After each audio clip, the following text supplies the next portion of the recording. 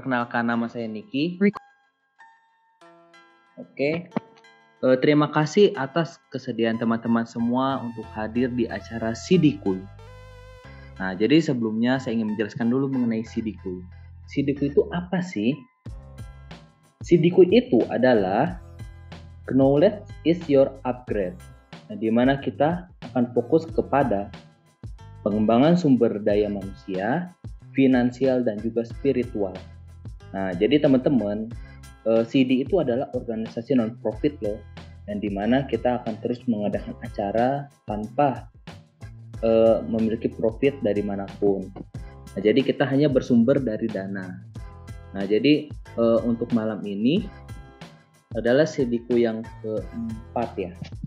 Nah, jadi kita hari ini akan ada Sidikuy dengan materi yaitu diet digital. Perlukah? Wah, materinya ini mungkin baru, jarang sekali didengar. Karena kalau saya itu sering dengarnya apa? Di mana-mana orang tuh sibuknya tuh diet badan gemuk. Nah, itu sudah banyak di YouTube, di Google. Tetapi kalau untuk diet digital, wah, apalagi sekarang lagi masa pandemi, sekolah digital, online, kita kebaktian wihara semua juga online, kerja juga banyak WFH, online semua. Nah, jadi kita semua tuh pasti serba digital. Tetapi kadangkala digital itu suka dimanfaatin orang ya sebagai alasan, padahal dia nggak benar-benar mengikuti. Nah, jadi kita terkadang juga perlu yang namanya itu diet digital. Nah, jadi hari ini kita sudah mengundang dua pembicara narasumber kita yang sangat luar biasa, yaitu yang pertama ada Ko Hendrik dan juga Ko Kelvin. Nah, jadi teman-teman penasaran kan nih dengan acara ini? Nah, tanpa berpanjang-panjang lagi, acara ini akan kita mulai dan waktu dan tempat saya serahkan kepada moderator kita yaitu Cici Pratiwi. Silakan, Ci.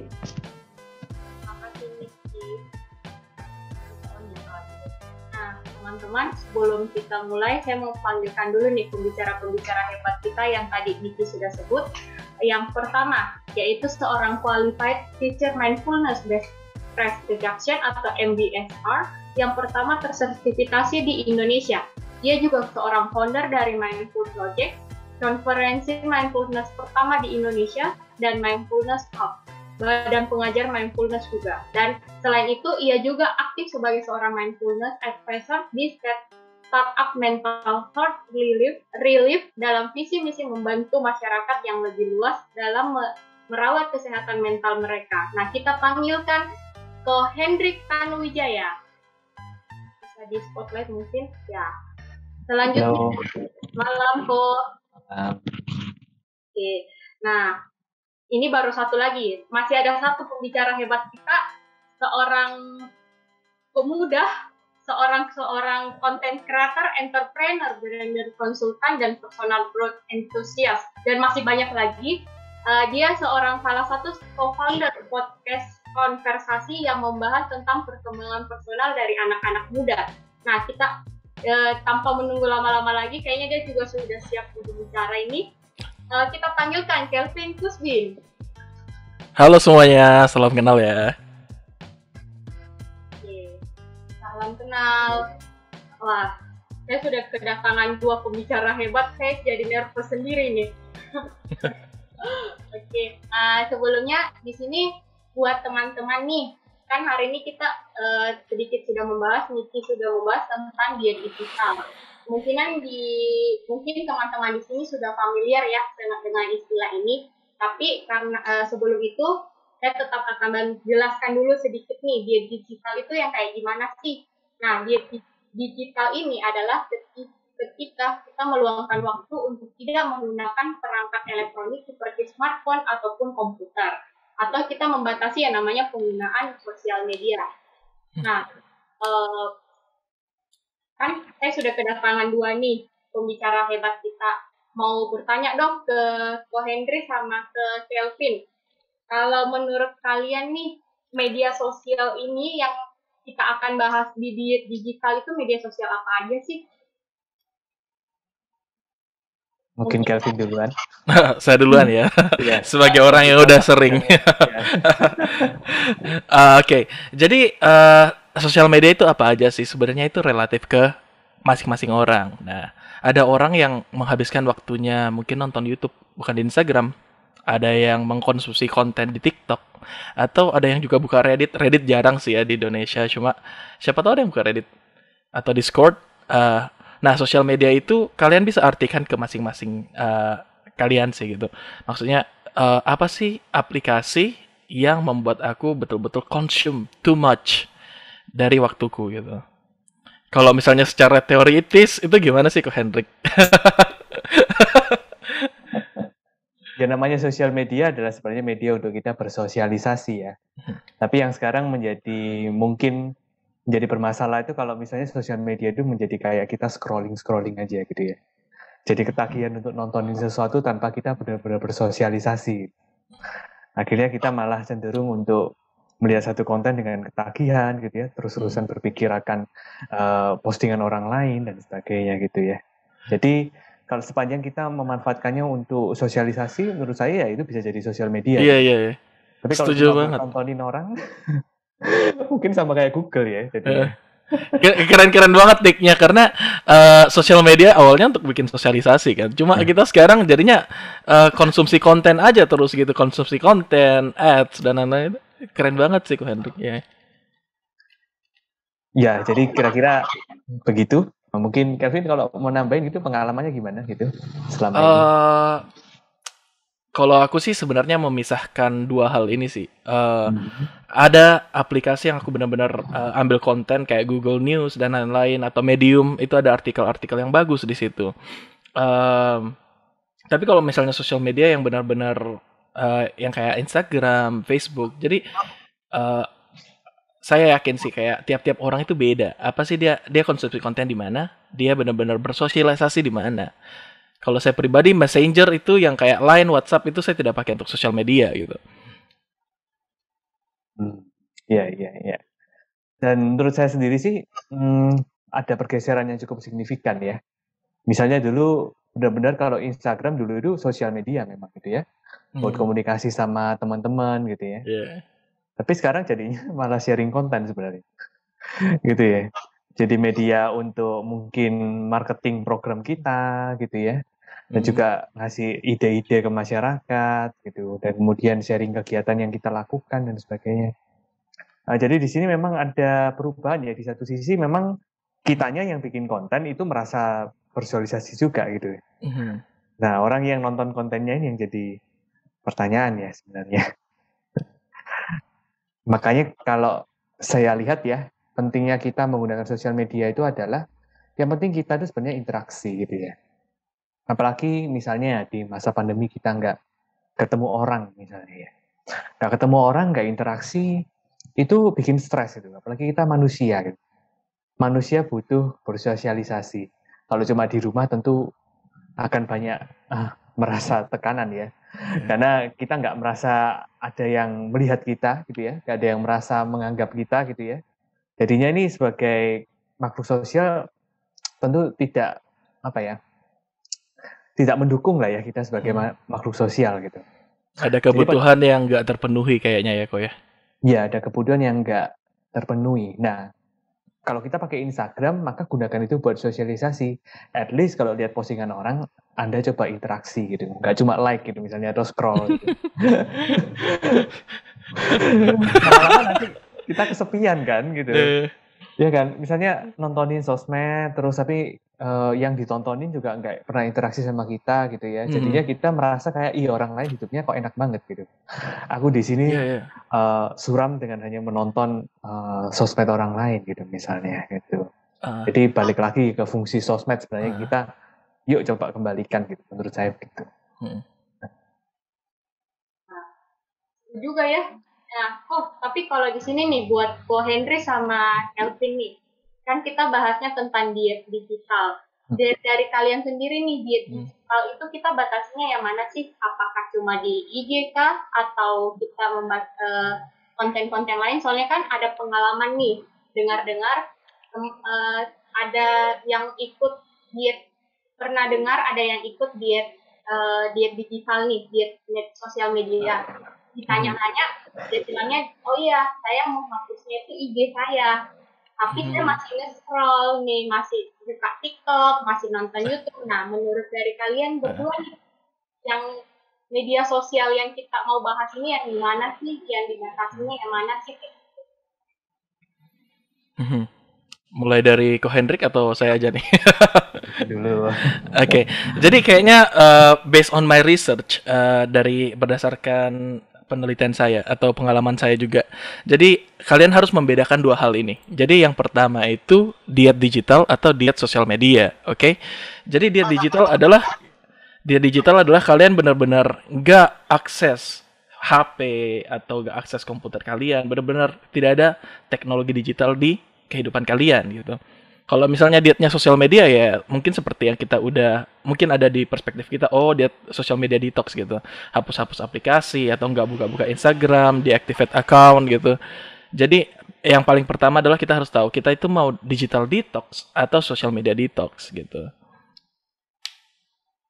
Media sosial deh kalau kayak gitu. Kayaknya di menengah ya kita sorry kondisi sekarang kan susah ya. Lepas dari laptop sama HP kayak Iya benar. Saya setuju banget. Karena saya itu sebenarnya pekerjaan freelance saya itu desainer. Seperti yang kalian dengar tadi ada branding consultant. Saya benar-benar pekerjaannya itu sama klien-klien yang di luar kota yang nggak bisa ketemu gitu di Jakarta, di Bali gitu. Jadi emang nggak bisa away sih dari digital, tapi I can get away dari social media. Dan kalau misalnya kita bilang diet ini sama kayak kita diet ini, sama kayak kita diet untuk kesehatan tubuh ya. Jadi diet itu beda dengan puasa, bedakan itu. Jadi diet itu kalian mengkonsumsi dengan mindfulness yang kayak Ko Hendrik bakal jelasin nanti gitu. Dan kalau puasa itu actually kalian benar-benar away, abstain dari social media. Itu kalian bisa pakai hapus aplikasi lah atau apapun gitu, of your choice. Dan for now itu aja sih kayaknya. Gitu. Jadi diet sama puasa itu kalian bisa tentukan yang mana yang akan berguna buat kalian gitu. Kalau untuk media sosialnya sendiri nih Kelvin, dari Kelvinnya sendiri ada membatasi nggak? Oh, of course. Kayak harus IG doang nih, kayak di atau semua TikTok, YouTube dan sebagainya, ada Discord. Oke. Sekali lagi ini case by case ya, per orang ya. Jadi what works for me mungkin nggak works buat kalian. Dan mungkin kalian kalau mau ikutin guide-guide yang ada di internet atau guide-guide yang bakal saya jelasin nanti, itu mungkin bakal beda gitu. Jadi kalau aku pribadi, aku paling banyak keluarin waktu itu bukan di YouTube, bukan di Facebook, tapi di Instagram sama Twitter. Karena kalau Twitter enak tuh baca beritanya itu kayak singkat-singkat gitu kan, penting-penting doang. Sama kalau Instagram itu visual. Again, sebagai orang-orang branding itu we need visual stuff kadang. Dan kadang itu yang paling banyak makan waktu sih gitu. Gitu. Kalau aku pribadi itu sosial media itu yang kayak gitu. Mungkin bisa pinjam kata-katanya Ko Hendrik kemarin waktu technical meeting. Apapun yang punya tombol likes itu sudah nggak sehat. Gimana Ko Hendrik? Ya, aku setuju banget sama Kelvin gitu ya. Diet bukan berarti puasa gitu. Yang penting kita tahu bagaimana cara menggunakannya dengan tepat gitu. Nah, seperti biasa gitu, kalau kita mau diet makanan pun gitu ya, itu juga sesuatu yang nggak mudah kan. Gitu. Yang pertama, sama dengan sosmed, sama dengan digital gitu. Kita pasti punya dorongan untuk terus makan yang kita sukai misalnya. Atau makan sesuai dengan porsi yang sudah biasa kita konsumsi misalnya. Kalau diminta berubah kita nggak nyaman. Gitu. Nah maka sama ketika kita mencoba mengatur diet sosmed atau diet digital, maka tentu ada pola-pola hidup yang biasanya kita udah terbiasa nih ya, nge-scroll gitu ya, terbiasa buka HP dan sebagainya. Kalau stop sejenak, nah kita mulai merasa was-was gitu, bisa nggak ya? Gimana ya gitu ya. Jadi alih-alih sebenarnya Anda bukan masalah bisa nggak bisanya, tapi Anda tenggelam terhadap persepsi Anda sendiri bahwa Anda nggak bisa diet gitu misalnya. Gitu ya. Karena kita cenderung untuk mengikuti setiap dorongan yang muncul gitu. Dan ini kebiasaan kita gitu, untuk mengikuti dorongan gitu. Kalau nggak ada ini, kayaknya hidup itu hambar. Gitu. Hidup baru berwarna kalau ada dorongan dan kita mengikutinya. Begitu. Nah ini jadi masalah gitu, karena Sebagaimana kita tahu kalau kita hanya mengikuti dorongan, maka suatu saat pada saat hasilnya tidak sesuai dengan ekspektasi kita, itu yang jadi masalah gitu. Misalnya kita ingin mencari kebahagiaan di sosmed gitu ya, kita scroll macam-macam gitu.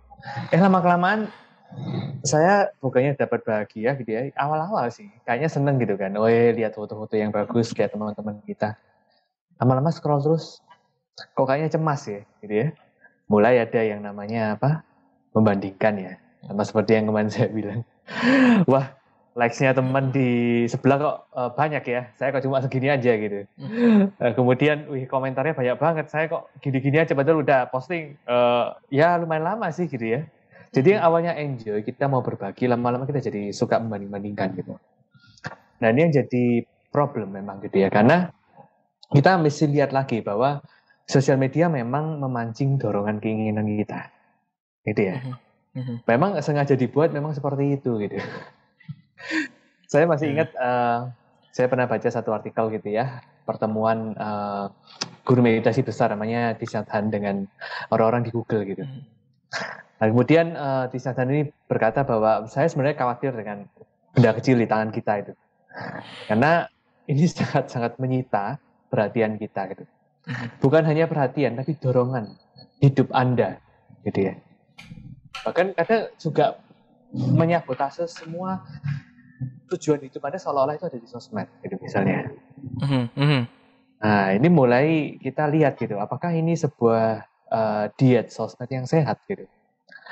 Nah ini yang mungkin jadi perenungan kita, mengapa kita perlu berlatih mindfulness gitu ya. Dengan berlatih mindfulness kita sadar bahwa sosmed itu memang membuat kita untuk terdorong terus-menerus lihat gitu. Yang kedua adalah ketika kita mindful, sebenarnya kita sadar antara yang nyata dan yang tidak, gitu ya. Sebanyak-banyaknya like dan sebanyak-banyaknya orang yang nge-share di Instagram, itu bukan realita, gitu ya. Karena apa yang di-share di sana, coba deh. Mungkin Calvin pernah ada pengalaman ya, atau siapapun di sini mungkin Wahyudi atau siapapun gitu ya, yang biasanya bikin konten gitu ya. Misalnya kalau like-nya banyak pun gitu ya. Ya apakah ada perubahan yang signifikan saat ini pada saat Anda mendapatkan like yang banyak gitu di hidup Anda gitu misalnya? Enggak kan gitu ya. Misalnya hubungan Anda dengan orang tua, pasangan dan sebagainya, anak kan tidak tergantikan gitu. Agree. Tidak tergantikan dengan hubungan di sosial media gitu kan.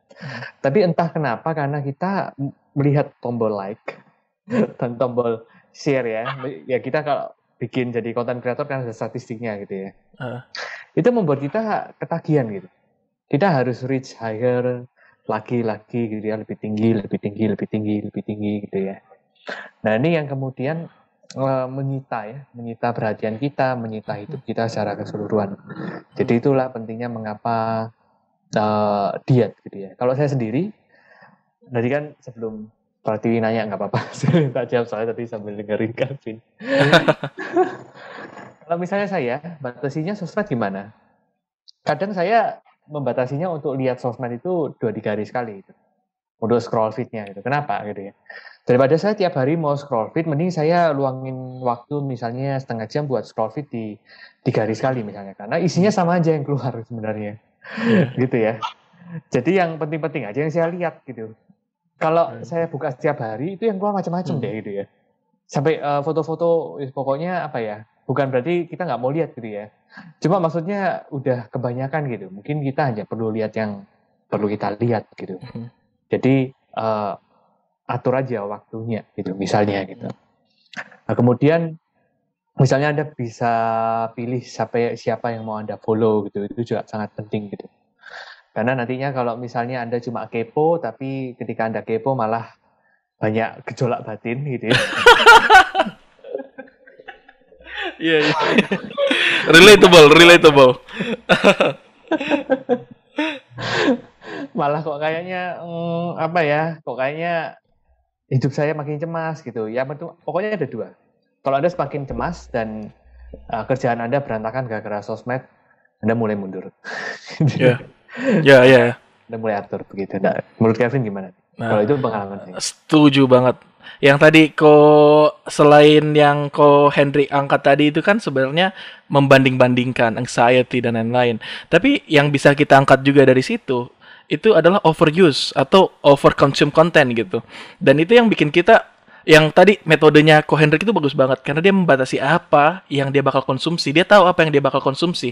3 hari ke depan kayaknya teman-teman yang terdekat saya bakal upload konten yang memang saya perlu tahu gitu. Jadi very good, kita tahu apa yang bakal kita konsumsi. Tapi kebanyakan dari kita juga anak-anak muda, kita itu banyak yang overkonsumsi. Kita bukan cuma lihat feed, tapi kita bakal lihat, explore. Dan jeleknya sekarang Instagram kayak gini. Jadi dulu waktu Instagram awal-awal 2012-2013, kalian kan bakal lihat feednya teman-teman kalian dari basis waktu ya. Siapa yang paling duluan upload, siapa yang paling duluan itu nanti dia bakal dibawa-bawa gitu kan. Sekarang enggak. Jadi algoritma Instagram juga itu udah sekarang toxic banget karena dia bakal kasih masuk apa yang ada di explore. Dia masukin di feed juga orang yang kita nggak kenal. Loh, kok ini ada tiba-tiba orang joget di feed gitu. Sekarang ada reels kan, jadi kayak gitu. Ini apa sih gitu. Jadi kita bakal terpancing untuk over consume dan itu bahaya banget. Itu yang bikin kalian kayak terpacu terus gitu. Apalagi HP kalian kan punya blue light yang sangat bahaya yang bikin kalian nggak bisa tidur, yang bakal mengganggu fokus kalian. Itu yang bisa kita angkat juga gitu. Cuma membantu melengkapi aja gitu. Dan we can agree bahwa there's a lot of problem. Ada banyak bahaya yang kita bisa dapatkan kalau misalnya kita main terlalu banyak sosial media. Wah, saya dapat banyak ini kayaknya. Tapi gimana kalau untuk orang-orang nih yang memang pekerjaannya di bagian konten kreator atau kayak Iya. Yang memang harus, ya kita bilangnya harus stay ya sama yang namanya media sosial. Nah itu gimana sih? Saya mau coba tanya ke Kelvin dulu. Nanti saya mau tanya ke Pak Hendry lebih spesifik lagi. Boleh? Oke. Nah, dari Kelvin sendiri nih, bagaimana untuk tips-tipsnya lah kalau bisa dibilang. Oke. Jadi pernah nggak sih kalian, kita bahas case aja ya, dari contoh gitu. Pernah nggak sih kalian kayak punya alternate account atau akun kedua Instagram? Ada nggak yang punya kayak gitu? Saya nggak bakal minta raise hand, nggak apa-apa. Ada nggak yang punya akun kedua, akun ketiga, akun stalking gitu? Itu biar karena kalian pengen menyembunyikan sesuatu gitu. Kalian cuma benar-benar pengen sosial media sama orang-orang terdekat kalian gitu kan. And I think jawaban dari pertanyaannya Pratiwi adalah itu gitu loh. Akun kerjaan tetap akun kerjaan. Share konten kalian di situ. Kalau aku pribadi, aku punya akun kedua yang benar-benar untuk orang terdekat di mana aku bakal konsumsi itu gitu. Tapi sekarang algoritmanya Instagram jelek banget kan. Biar orang yang gak dikenal masuk juga di feed itu, aduh, really bad gitu. Jadi ya kalian bisa membatasi dengan cara itu gitu loh. Kalau aku mungkin kalau misalnya kalian, apalagi pekerjaannya kayak aku itu branding consultant, aku juga desain untuk sosial medianya orang, aku juga desain untuk diriku sendiri sebagai content creator. Itu aku benar-benar udah gak peduli likes-nya gimana, komennya. Paling exposure-nya juga itu 1 hari setelah itu baru kita buka exposure-nya gimana sih gitu. Kalau aku sih kayak gitu. Tapi mungkin sebagai content creator yang lebih avid gitu, mungkin Hendrik bisa tambahkan gitu ya. Kalau dari Hendry sendiri nih, karena kan selain praktisioner juga saya lihatnya, ketahuan deh saya suka stalking IG-nya Hendry gini. Ini kan banyak banget ya. Hendry bikin konten sama ininya gimana sih kok kalau dari Koko sendiri nih? Karena kan selain yang tadi Koko bilang membatasi, apakah ada tips-tips nih buat orang-orang di luar sana yang kayak dapat case-nya kayak gini nih? Oke. Jadi yang pertama mungkin mesti jelas adalah intensi Anda menjadi content creator itu apa. Gitu ya. Apakah intensinya mau mengekspresikan diri dan memang mengedukasi atau mau hanya ikut-ikutan? Gitu ya, atau mungkin mau bersaing dengan yang lain gitu misalnya. Kalau intensi Anda ikut-ikutan dan bersaing dengan yang lain, barangkali Anda menjadi content creator malah jadi toksik gitu ya. Karena Anda selalu dituntut untuk mau membuat sesuatu yang menyaingi orang lain, gitu ya. Dan kapanpun dari kita sebenarnya, kita pastilah pernah punya perasaan demikian kan. Namanya pikiran manusia kan suka membandingkan gitu. Jadi kalaupun intensi Anda seperti itu, Anda hanya perlu kenali gitu. Bukan berarti Anda gagal total dan Anda harus close sosial media Anda gitu. Anda sadari intensi Anda dan coba Anda belajar untuk mengenali diri Anda sendiri. Gitu ya. Tentunya dengan mindfulness. Apalagi kalau ada Calvin di sini personal branding gitu ya. Iya. Personal branding itu kan tentang supaya kita bisa menjadi diri kita apa adanya ya, bukan di branding supaya jadi orang lain ya. Benar Gitu. benar banget. Nah, jadinya kalau kita membuat sosial media sebagai content creator, maka jadilah diri kita sendiri gitu.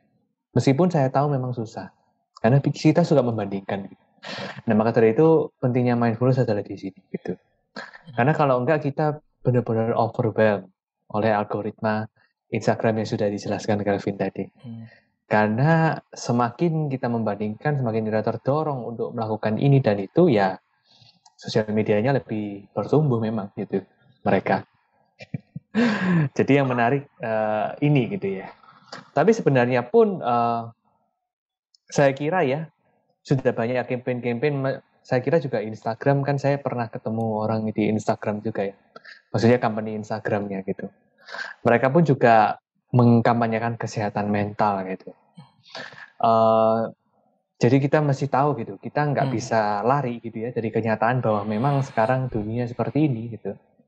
Tapi di satu sisi yang sama, ini merupakan tanggung jawab kita untuk menggunakannya dengan sadar gitu ya, sehingga kita nggak ketagihan. Tidak ketagihan itu tanggung jawab kita gitu. Tidak bisa nyalain sosial medianya. Kita sendiri yang mesti secara kreatif gitu ya menanggapinya. Gitu. Setuju banget sama Ko Hendrik tadi soal Instagram dan lain-lain gitu. Mungkin saya mau tambahkan 1-2 hal gitu. Mungkin buat teman-teman, saya kan sering berhubungan sama klien yang punya sekarang orang paling sering pakai channel jualannya mereka itu bukan offline lagi tapi online, itu Instagram, dan it's okay. Mungkin kalian benar-benar harus bersosialisasi kembali, kata kuncinya itu yang Ko Hendrik bilang, sosialisasi benar-benar sama user-user kalian.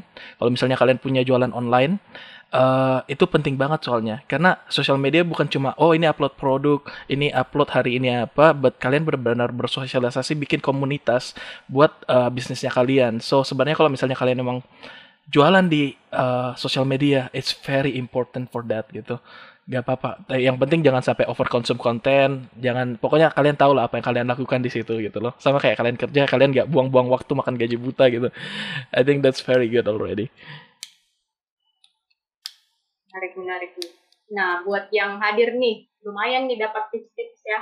Nah, kalau mau tanya nih pengalaman dari Ko Henry sama Calvin sendiri, kapan sih mulai pertama kali melakukan diet ini? Nah, lalu saya sambung mungkin ya langsung sekaligus sama apa sih yang Ko Henry dan Calvin rasakan setelah melakukan diet ini, kayak gitu. Pasti kan teman-teman di sini juga pada kepo nih ya, sebelum kita nanti masuk ke intinya, bagaimana sih cara melakukannya dan lebih tips-tips mendalamnya. Saya mau mengulik dulu nih luar-luarnya kalian tentang pengalaman melakukan diet sosial media ini, kayak gitu. Mungkin dari Calvin dulu kali ya, supaya nanti ke sininya langsung disambung sama tips-tips yang mungkin para partisipan yang di sini lagi tunggu-tunggu ini, tips-tipsnya dari Calvin maupun Ko Henry sendiri. Mungkin sebelum itu kita bahas symptoms aja dulu ya. Kapan kalian bisa tahu kapan kalian harus kapan sih kalian harus social media detox gitu ya? Karena kalau misalnya kita langsung bahas how-nya juga itu bakal oke, apakah aku perlu? We don't know gitu. Kita bahas symptom aja gitu.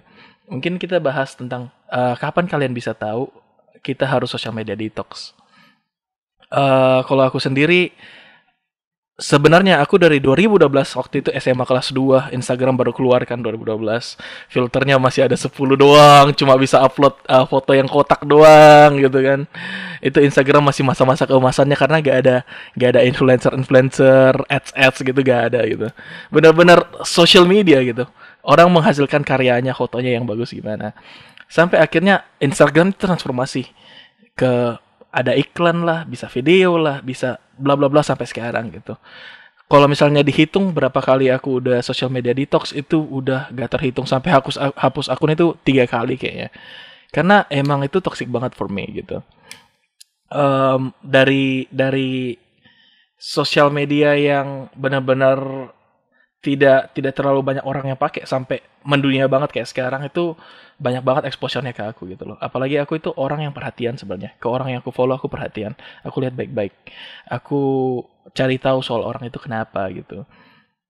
Kapan kalian merasa kalian harus social media detox? Itu saat kalian udah, contoh realnya itu kayak kalian udah gak tidur, lihat Instagram terus. Itu sudah saatnya. Kalau jam tidurnya kalian sudah rusak, atau kalau kalian bangun langsung lihat sosial media. Kalau di sini siapa sih yang langsung pas bangun tidur tuh langsung buka sosial media? Itu siapa aja gitu.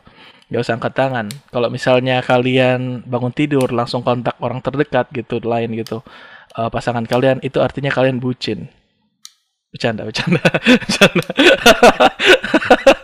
Oke. Oke. Jadi intinya kalian bisa lihat itu mempengaruhi pekerjaan kalian gak gitu. Kalau misalnya kalian kerja terus ada sosial media masuk, orang komen di Instagram, kalian langsung balas, kalian harus mempertanyakan apakah itu sehat atau enggak gitu. Kalau dari aku sih simptomnya kayak gitu. Kalau when kalian harus bisa memutuskan untuk diri kalian sendiri, ini sudah jelek banget buat aku udah terlalu fokus sama likesku. Aku ingat banget dulu kita main Instagram itu kita uploadnya harus jam 7 malam. Karena di situ kita bisa tanding-tandingan sama menit likes-nya. Oh ini baru 15 menit likes-nya udah 20 gitu. Itu waktu awal-awal main Instagram kayak gitu, sumpah. Sumpah, uploadnya harus jam 7 malam. Supaya orang-orang bisa lihat, orang habis makan katanya, habis pulang kerja gitu. Itu parah banget. Itu parah banget. Don't do that. Iya, jadi kalian harus bisa decide kapan kalian sih benar-benar rasa aku perlu lakukan ini, dan give yourself a space untuk make mistake. Gak apa-apa kok buka sosial media, gak apa-apa kok konsumsi konten agak banyak, tapi kalian harus tetap mindful. Kalian harus tetap sadar bahwa okay, this is not healthy.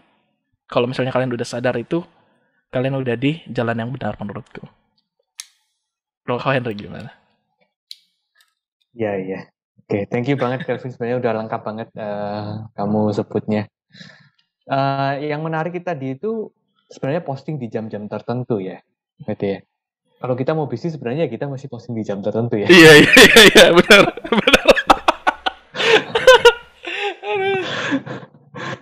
Ya, tapi yang jadi nggak sehat itu kalau ngitungin atau nungguin likes-nya ya. Meskipun itu menjadi sesuatu yang menarik gitu ya. Gitu ya, karena kita sebenarnya memang suka mendapatkan jempol ya. Di kehidupan kita aja yang biasa-biasa kalau kita ditepuk tanganin ya suka gitu ya. Siapa yang nggak suka gitu ya. Nah, kalau di sosmed modelnya jempol gitu misalnya. Nah, misalnya kalau misalnya sudah melihat gini gimana? Kenali bahwa memang itu yang Kelvin bilang gitu, bucin. mungkin Anda butuh kasih sayang gitu sekarang gitu ya. Karena Anda merasa haus akan likes-nya gitu ya. Dan saya kira ini adalah sesuatu yang universal kalau Anda butuh kasih sayang di zaman sekarang. Gitu. Kenapa gitu ya? Karena memang sekarang orang berinteraksinya tidak sedalam dulu gitu, tidak seintens dulu. Karena sekarang orang mainannya HP dan sebagainya, dan sepertinya sekarang kalau ketemu orang pun juga ya kita terlalu kompleks berpikir gitu misalnya gitu ya. Nah, jadi kita mesti lihat dulu ya.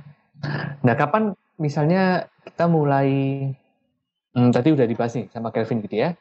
Mulai berhenti, aku setuju banget gitu ya. Pokoknya kalau ngeganggu ketenangan Anda gitu ya dalam menjalani hidup. Jadi Anda mulai perlu untuk mengatur gitu. Karena ada sesuatu yang keliru di sini gitu ya. Kenapa saya bisa bilang begini? Karena saya juga ngalamin juga gitu. Jadi konten kreator itu harus mengalami suka duka memakai sosial media gitu ya. Apa yang saya manusia gitu ya. Apa yang Anda alami juga saya alami gitu. Apa yang Anda khawatirkan, apa yang Anda cemaskan, saya juga alami. Kita semua manusia sama gitu. Gak ada yang jadi manusia dewa terus kemudian tiba-tiba bisa bebas dari segala macam kecemasan sosmed gitu ya. Yang ada mungkin bisa sih Anda bebas dari kecemasan sosmed kalau Anda punya asisten yang tugasnya fokusnya ngeposting postingan Anda gitu, dan Anda nggak perlu nimbrung gitu misalnya gitu kan. Nah, pokoknya sesuatu yang dimana itu mengaitkan Anda dengan satu ego, jadi ya, pada ego Anda sendiri. Nah, ini rawan. Misalnya, kemarin saya pernah posting gitu ya, sosial media hanya sosial media ini bukan dirimu gitu ya. Ya kenyataannya memang demikian kan.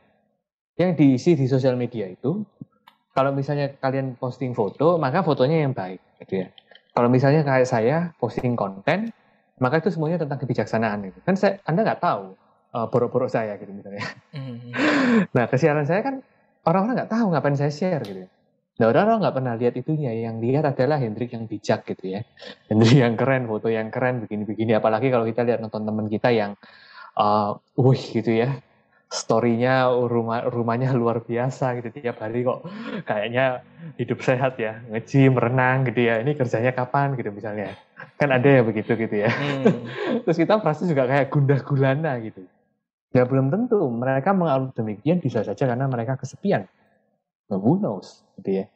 Karena memang kebanyakan kalau saya temuin pun banyak yang kesepian juga memang kemudian mainan sosmed gitu misalnya.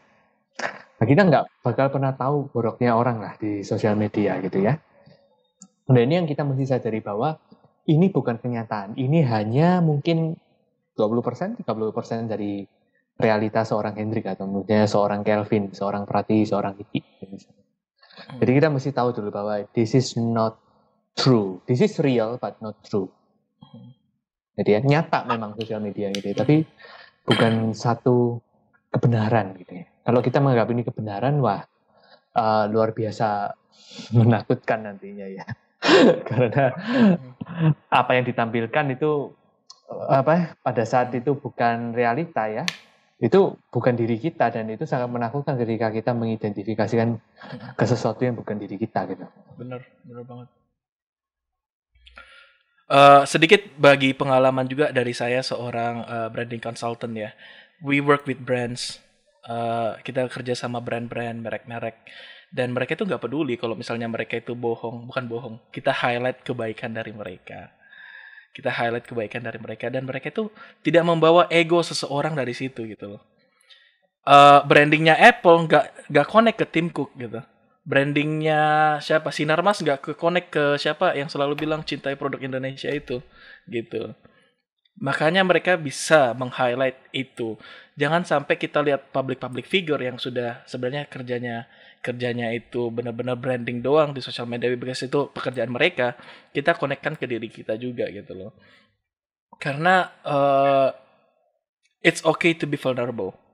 It's okay to be vulnerable untuk cerita soal dirinya kalian yang sesungguhnya gitu di sosial media. Walaupun orang semuanya biasanya selalu kasih apa sih ideal dari diri mereka gitu. Not their worst, tapi apa yang mereka rasa ideal. Oh, aku ini ideal kalau misalnya aku kayak gini, sering liburan sama keluarga. Tapi kan kita nggak tahu, siapa tahu mereka waktu di bandara itu bertengkar karena disuruh angkat koper terus gitu. We don't know. Yang penting kita upload yang ideal dan itu enak sih. I mean, melihat hal-hal yang baik itu baik. Tapi belum tentu itu benar gitu. I think that's. Kayaknya kalau ditangkap nih dari Ko Hendrik sama Kelvin, intinya bukan sosial media itu bukan diri ya atau realitas dari kita sendiri. Nah, mau tanya, berarti ada unsur bisa dibilang lihat diri kita bagaimana kayak gitu. Nah, mungkin di teman-teman di sini juga pasti bertanya-tanya juga sih, bagaimana sih yang namanya mindfulness itu sendiri yang kayak gimana sih kalau dari pandangan Kelvin dulu deh, karena nanti saya mau ke Ko Hendrik-nya karena kan sudah memang expert di bagian mindfulness-nya nih kalau yang ininya. Menurutku sebagai seorang personal branding enthusiast, apakah sosial media itu realita? Pasti, it is. Tapi itu realita yang kamu ingin tunjukkan ke orang gitu.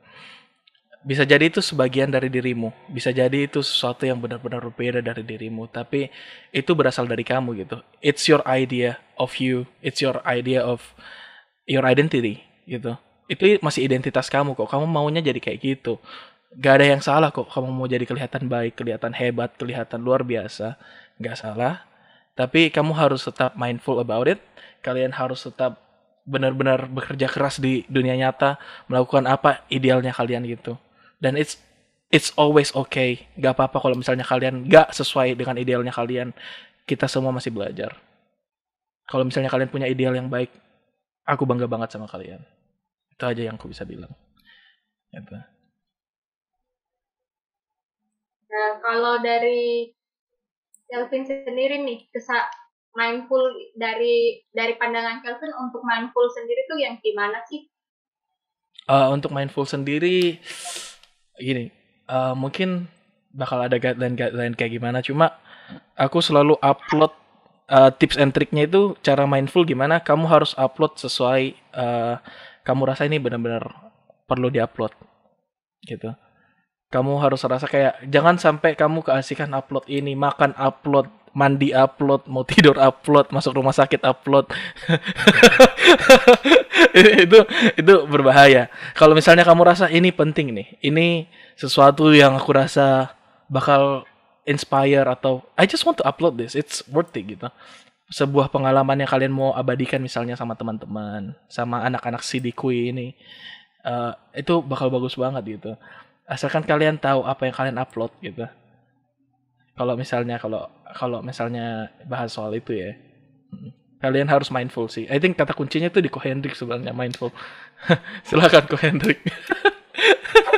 Coba melempar pertanyaan yang sama buat Ko Hendrik nih kok. Mindful itu yang bagaimana sih? Karena kan sama tambahan pertanyaan dikit nih kok. Ini kan mindfulness kalau bisa dibilang topik yang sudah lagi hot-hotnya juga ya di sosial media. Kalau kita mau cari-cari info atau orang-orang ini nggak putus kan? Kalau kayaknya sinyalnya juga agak jelek. Nah, untuk mindfulness sendiri dari Ko Hendrik itu yang kayak gimana sih sebagai praktisi praktisi mindfulness buat teman-teman nih ketahui. Lalu mindfulness ini apakah selalu berkaitan dengan meditasi kah? Atau sekarang kan saya sempat scroll lagi heboh-hebohnya ini mindfulness yang sambil melakukan sebuah kegiatan, tetapi dikatakan mindfulness kayak gitu loh. Dari Ko Hendrik sendiri gimana sih? Gitu. Ya. Saya jadi tadi teringat gitu ya, teman saya itu aja yang bikin acara mindfulness itu terus diplesetin kata-katanya jadi mindful. Jadi full mind gitu. Mindfulness. Nah, kita mesti lihat sosmed kita ya. Itu apa gitu. Orang biasanya ngomong apa? Main sosmed kan. Jadi Anda sekarang sedang bermain kan. Sama seperti Anda bermain game. Anda tahu bahwa ini ya semacam hiburan atau Anda bisa mendaya gunakannya. Misal sekarang main game juga bisa bikin duit kan sebenarnya. Gitu kan. Sama dengan sosmed. Bisa bikin duit juga gitu. Tapi ini pun Anda tetap masih main gitu. Anda hanya memasukkan kerjaan Anda di sana gitu ya. Begitu. Mungkin Anda menggunakan fiturnya sebagai itu sarana online gitu ya. Jadi bukan masalah like atau enggaknya gitu. Ada yang like-nya dikit itu tapi ya barangnya dapat order terus gitu misalnya gitu ya. Yeah. Nah, kan ada juga yang kayak gitu ya. Jadi nggak pasti gitu ya. Standarnya kalau kita sudah hanya berdagang itu sudah beda. Tapi kalau Anda memang mau main gitu ya, mainnya dalam artian ya di sana ada pertandingan live gitu misalnya. Ada skor-skorannya komen gitu misalnya. Ya Anda tahu ini cuma mainan gitu ya. Bukan kebenaran gitu. Ya, konyol sekali kalau kita melihat misalnya Mobile Legends itu kebenaran gitu misalnya. Nah kan aneh banget gitu. Ya kita hidup di sini itu cuma game dan mainan di virtual gitu. Nah, untuk membedakannya ini adalah mengapa kita akhirnya perlu mindfulness gitu ya. Kenapa? Karena kita itu ketika melakukan sesuatu, apalagi yang asik, yang memancing dorongan kita sendiri, keinginan, itu kita mudah hanyut di sana. Kalau batin kita nggak kuat, gitu ya, kalau pikiran kita nggak kuat, tidak terlatih, kita hanyut. Habis dah. Gitu ya. Jadi kita diombang-ambingkan oleh emosi yang muncul ketika kita hanyut. Gitu ya. Jadi pada saat kita mindful, kita sadari, kalau sudah mulai kayaknya kepala berat main sosmed gitu ya, atau mulai ada sesak di dada gitu misalnya. Nah, mulai Anda bisa mencoba untuk berhenti. Karena berhenti ini juga adalah mindfulness. Jadi ya, Anda tahu kapan berhenti itu mindfulness. Jadi nanti kalau ada pertanyaan, mindfulness sambil bekerja, iya bisa, gitu ya. Tapi apakah Anda pernah berhenti dulu, gitu? Jangan menggunakan mindfulness dengan tujuan, iya karena saya sibuk, gitu. Saya nggak ada waktu berhenti. Jadi saya mindfulness-nya ya pada saat gerak, ya. Wah, nggak bisa, caranya bukan seperti itu, gitu ya. Anda bisa mindful ketika bergerak, karena Anda sudah terbiasa untuk berhenti, gitu. Kaki Anda bisa bergerak, kalau kaki Anda pernah berhenti. Kalau Anda menggunakan kaki Anda terus bergerak terus-menerus, yang ada apa? Loyo kakinya lama-lama, ototnya nggak kuat buat jalan lagi. Ya kan? Jadi kalau Anda mau bergerak dengan mindful, maka Anda perlu berhenti dan beristirahat dengan mindful. Demikian dengan organ tubuh kita, mereka perlu beristirahat untuk bergerak. Begitu. Jadi sama dengan sosmed gitu ya, tadi kita udah panjang lebar gitu. Kalau Anda mau memposting sesuatu yang produktif, dalam artian sesuatu yang bisa menginspirasi orang, ya tentu butuh berhenti Anda. Produktif itu bukan tentang terus-menerus Anda melakukan sesuatu. Produktif itu adalah di mana Anda bisa melakukan sesuatu di waktu dan tempat yang tepat, sehingga hasilnya pun juga maksimal. Gitu ya. Kalau Anda melakukan terus-menerus, itu namanya kerja rodi. Gitu. Begitu. Jadi, mindfulness ini hanya, misalnya apa ya, mindfulness ini membawa kita, untuk kita wawas gitu ya, akan segala akibat kalau misalnya kita terus-menerus hanyut di digital, hanyut di sosial media gitu ya, dan memungkinkan kita untuk berhenti gitu ya, dan memilih respon yang berbeda atas sosmed kita. Nah, ini pentingnya mindfulness. Saya jadi terbawa ini juga. Kayaknya Kelvin ada mau tambahkan mungkin? Iya, aku mau tanya sama Ko Hendrik sebenarnya gitu. Boleh. Jadi sebenarnya saya juga tertarik banget sama topik mindfulness ini. Dulu pernah beli bukunya, judulnya itu Calm. Ada aplikasinya juga. Tahu nggak kok? Itu Calm, itu yang warna biru itu kan bukunya. Ya, saya juga beli itu. Iya, jadi yang kita bahas di sini tuh sebenarnya mindfulness juga itu bisa dalam bentuk lain, di mana kita benar-benar merasakan experience dari melakukan sesuatu. Kalau misalnya contoh di buku itu adalah saat kalian sesimpel makan coklat. Kalian makan coklat itu bukan cuma nyam telan gitu, tapi kalian benar-benar rasain itu meleleh di mulutnya kalian. Kalian berterima kasih atas feeling itu, experience itu. Dan sebenarnya itu kita bisa apply ke sosial media juga. As long as we are mindful, kita sadar experience apa yang kita berikan ke orang lain, interaksi ini bakal berguna buat dia. Jadi nggak ada salahnya kalian bersosial media asalkan kalian mindful. Again, diet. Kalian tahu apa yang kalian lakukan, kalian tahu apa yang kalian konsumsi. I think ada juga bentuk seperti itu ya kok ya. Ada nggak bentuk seperti itu untuk di sosial media gitu? Oke, ya menarik banget ini Kelvin bawa tentang makan coklat. Gitu ya. Nah, saya jadi pengen tanya dulu nih sama Kelvin gitu ya. Kalau pas mainan sosmed gitu ya, apa aja yang diperhatiin Kelvin pada saat latihan mindfulness? I think kalau misalnya di kasusku biasanya kalau misalnya aku habis misalnya lari pagi gitu kan feelingnya enak banget tuh, positif banget. I share the positivity. Misalnya bagikan story dulu, terus komen di postnya orang atau DM orang soal apa yang dia post di story. Just share the goodness. I think sebatas itu udah bagus banget sih untuk social media gitu. Kalau aku mindfulnya mungkin kayak gitu sih kok. Do you notice something gitu ya? Apakah kamu kenali sesuatu setelah kamu posting, apa yang terjadi gitu di dirimu sendiri? I feel kinda good untuk membagikan positivity itu gitu. Oke. Tapi bukan buat scrolling ya? Bukan buat share positivity-nya. Iya. Oke. Ya itu pun juga latihan mindfulness gitu ya. Dimana kita kenali bahwa saya ternyata mempunyai relasi yang baik dengan sosmed karena selama ini saya menggunakannya pada saat saya mengalami kejadian yang positif dan saya bagikan. Begitu. Dan saya tidak scroll berlebihan. Nah, ini sama gitu ya. Jadi tesnya gimana sebenarnya? Sekarang gini, kalau teman-teman di sini ada yang suka scroll feed, Anda amati aja. Pada saat Anda scroll, coba perhatiannya Anda arahkan ke dalam. Apa yang terjadi di diri Anda pada saat melihat postingan-postingan orang lain? Jujur aja, nggak apa-apa gitu ya. Kalau Anda temukan emosi-emosi yang nggak enak, itu memang yang diminta Instagram. Gitu ya. Yang pertama apa? Cemas. Mungkin. Gitu ya. Terus yang kedua, jealous. Gitu ya. Nah ini kan emosi lumrah dari manusia, nggak ada sesuatu yang keliru dari diri Anda kalau merasakan itu. Tapi yang penting adalah Anda kenali. Gitu ya. Karena ini yang memang mau di-trigger sama Instagram. Mau yang di-trigger sama sosial media gitu. Supaya kita terdorong untuk posting gitu ya. Kita terdorong untuk bikin orang lain engage dan sosial medianya makin banyak kepake gitu kan. Seperti itu. Nah jadi pada saat bermain Anda kenali apa yang terjadi. Dan pada saat Anda berhenti, Anda juga kenali apa yang terjadi. Di sini Anda akan menemukan banyak hal yang mungkin mengagetkan Anda. Gitu. Misalnya pada saat Anda berhenti main sosmed misalnya. Tapi Anda pengen untuk main sosmed. Kenapa? Gitu.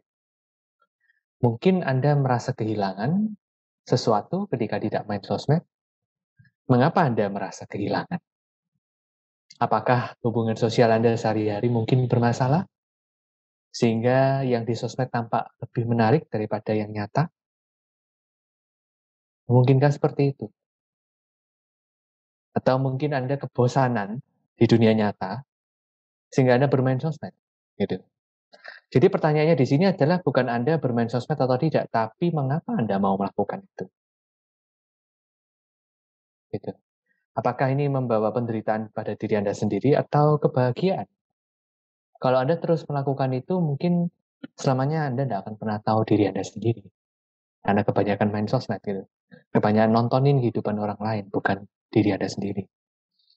Maka saya kemarin sempat bikin konten pun juga ngomong gitu ya. Konten ini hanya konten gitu ya. Ini pun hanya teori gitu. Yang tahu jawabannya ya Anda sendiri. Saya nggak bisa ngasih tahu apa-apa sebenarnya. Ini hanya insight saya, ini hanya wawasan saya, ini hanya, kalau tadi bahasanya Kelvin, ini hanya positivisme saya gitu. Anda nggak harus positif sama seperti saya dengan cara misalnya olahraga atau lari gitu misalnya. Anda menemukan sendiri positivisme Anda lewat apa gitu. Mungkin lewat gambar bisa gitu ya. Tapi at least gitu ya, mungkin kita juga di sosial media juga belajar sesuatu ya. Bukan melihat orang lainnya, tapi melihat bahwa oh ternyata ada wawasan baru loh, ada orang lain bisa melakukan ini ternyata possible loh gitu ya. Hanya untuk membuka wawasan saja gitu ya. Bukan untuk kemudian membandingkan dengan diri Anda sendiri atau kemudian menjadi tempat pelarian. Begitu, ini yang jadi masalah nantinya. Dan memang sekarang semuanya sudah masif gitu ya. Sudah berputar terlalu cepat gitu ya. Kayaknya saya sama Kelvin ini seumuran ya, kalau 2012, 2013. Masih lebih muda, masih lebih muda. Jauh lebih muda daripada saya nih. Jauh kok jauh. Oke. Ya kalau zaman dulu gitu kan nggak ada sosmed pun itu juga sesuatu yang mungkin bukan selamanya itu baik total gitu, enggak gitu.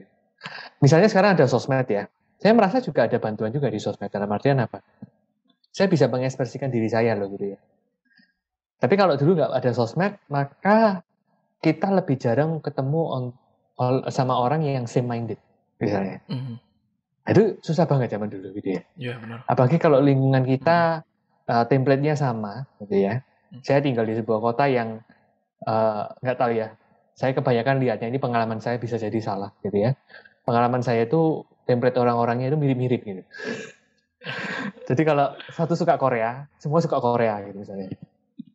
Jadi yang stand out bener-bener itu kebanyakan saya lihat bakal pindah kota misalnya seperti itu.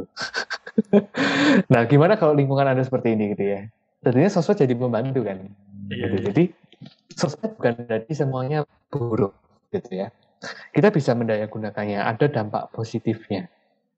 Hanya saja gunakan ini untuk membantu Anda untuk menumbuhkan cinta kasih Anda dan kebijaksanaan Anda. Gitu ya. Cinta kasih apa? Maksudnya apa? Anda bagikan ini demi manfaat orang lain gitu. Anda berbagi karena Anda sayang pada diri Anda sendiri gitu. Karena oh iya ternyata saya butuh mengekspresikan diri. Gitu. Bener. Itu yang namanya cinta kasih. Fun Yang namanya things, kebijaksanaan apa? Kita belajar dari kehidupan orang lain dalam artian kita tidak membandingkan, tapi apa toh yang membuat dia misalnya berhasil. Sama seperti kita ketika belajar kebijaksanaan, ketika kita membuat konten misalnya, kita dilatih untuk merenungkan apa yang saya mau posting. Apakah bijak yang saya posting? Apakah bermanfaat yang saya posting? Dan ketika kita terbiasa untuk melatih sebagai konten kreator, maka kebijaksanaan kita juga bisa tumbuh. Gitu. Jadi alih-alih hanyut, kita gunakan secara bijak. Gitu. Thank you. Keren banget kok. Setuju banget, speechless. That's it, gitu guys. That's it, guys. Tusuk saya langsung. Aduh. Nah, tips nih kok mau bertanya, tips-tips buat kita nih yang baru mau memulai untuk berkesadaran ini kan, untuk mindfulness sendiri tuh apa ada nggak sih tipsnya? Karena jujur ya, saya pribadi nggak tahu. Mungkin teman-teman juga merasakan untuk memulai meditasi itu sesuatu, kalau bisa dibilang sesuatu yang sulit buat kita.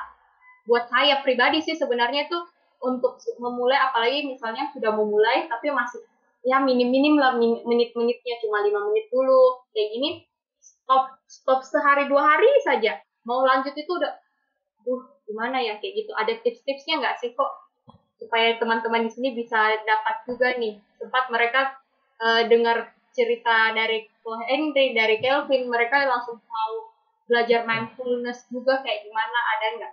Gitu. Mungkin saya bertanya balik ya. Apa iya sulit? Konsentrasinya sulit kok, jujur. Kalau saya sih. Oke. Di 3 menit awal biasanya pasti buyar kok. Dari mana Anda tahu kalau pada saat meditasi Anda mesti konsentrasi, dan pada saat Anda tidak bisa konsentrasi berarti meditasi itu sulit? Mungkinkah ada pemahaman yang Anda pelajari sebelumnya?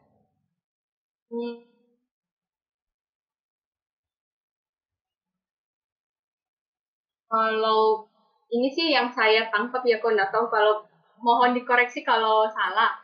Di otak saya itu kalau untuk meditasi itu bagaimana kita buat memahami diri kita, tetapi bukan yang langsung, maksudnya apa ya, kayak kita memikirkan sesuatu yang kita di situ nanti kita dalami sesuatu hal itu. Nah, kalau sudah melenceng jauh banget, menurut saya itu udah terdistrak dengan hal tersebut sih menurut saya kok. Apa benar? Salah? Nah, kalau misalnya hanyut, Anda mungkin bisa kenali gitu ya, oh ya saya hanyut, saya tidak mindful. Tapi bukan berarti sulit gitu ya. Pada saat kita kenali bahwa kita hanyut, maka Anda sudah mindful sebenarnya.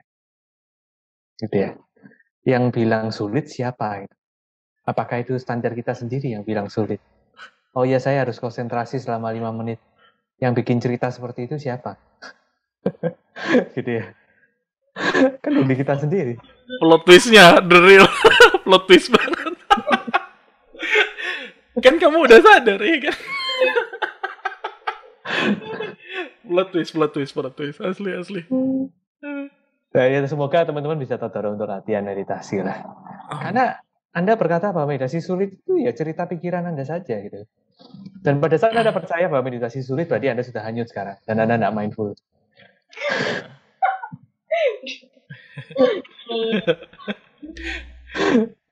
Gitu ya, karena kita cenderung ingin meraih target tertentu dalam hidup kita.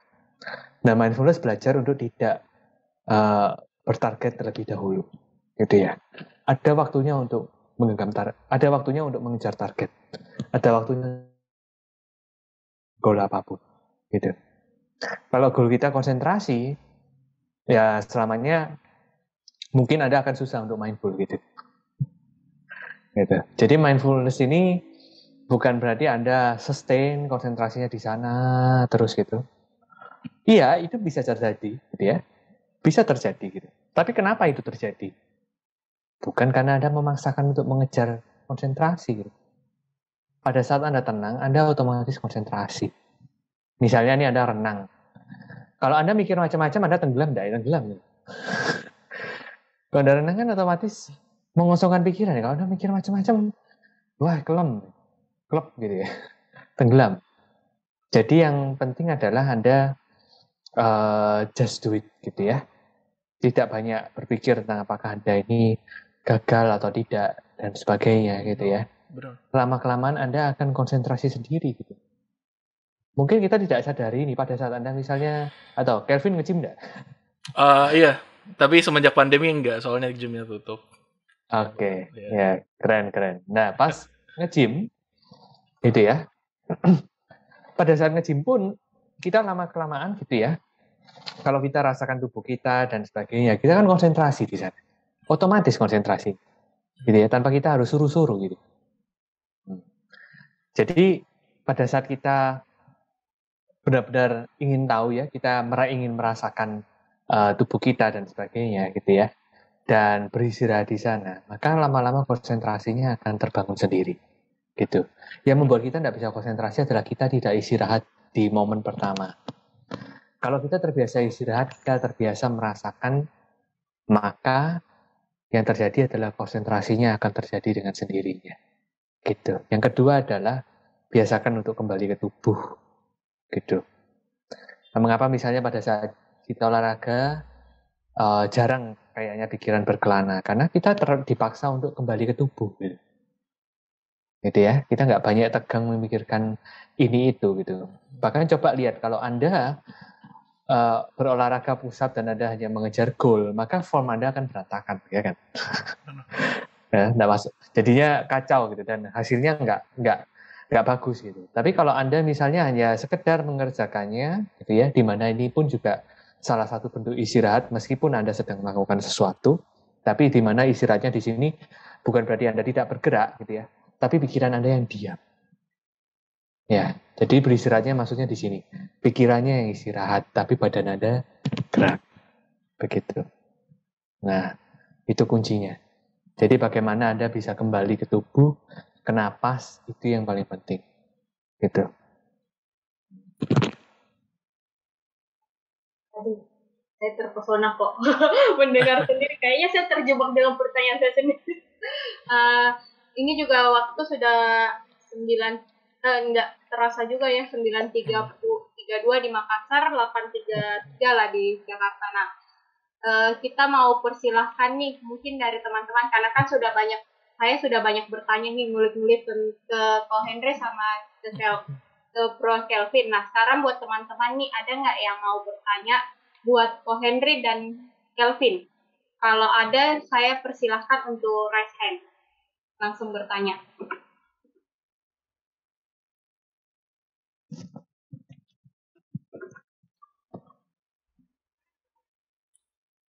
Apakah ada? Oh, ada.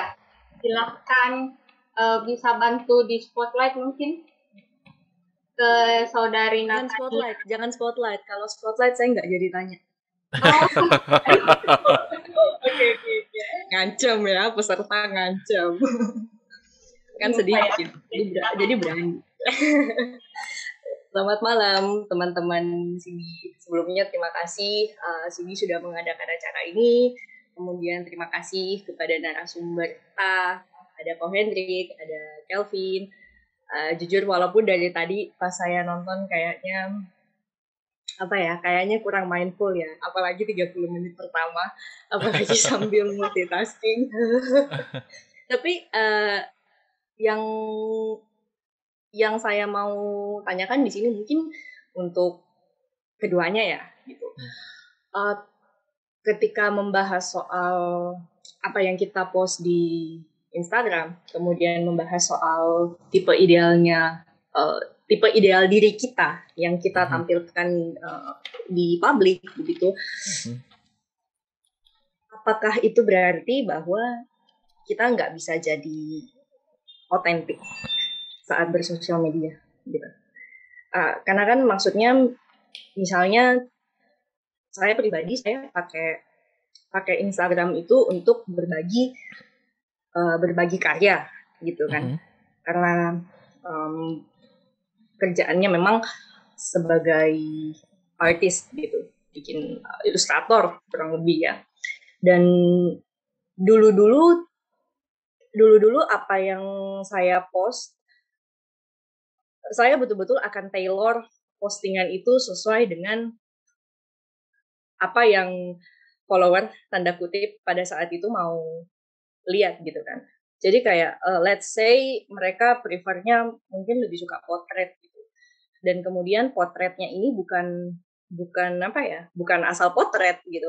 Mereka lebih suka ke fan art gitu kan. Misalnya mungkin fan artnya artis A, artis B yang lagi tren.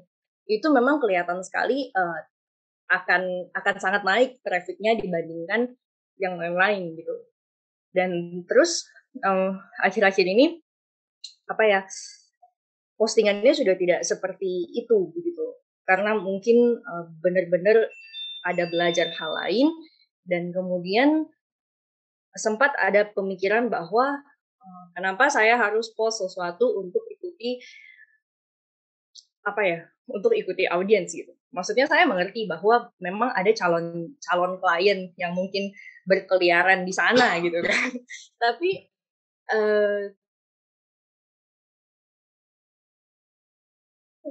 bahwa kita bertemu dengan orang-orang yang bisa apresiasi buah pikiran kita gitu kan.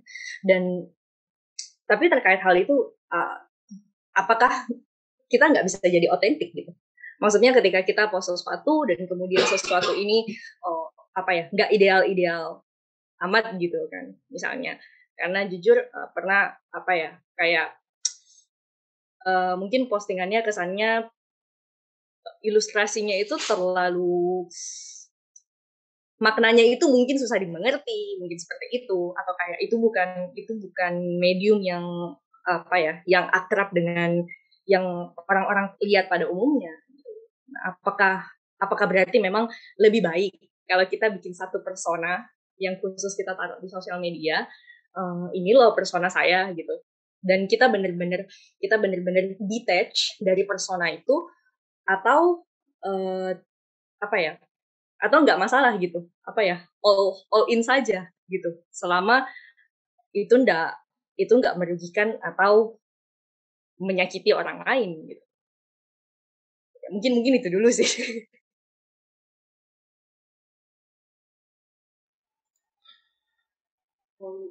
Yang mau duluan siapa?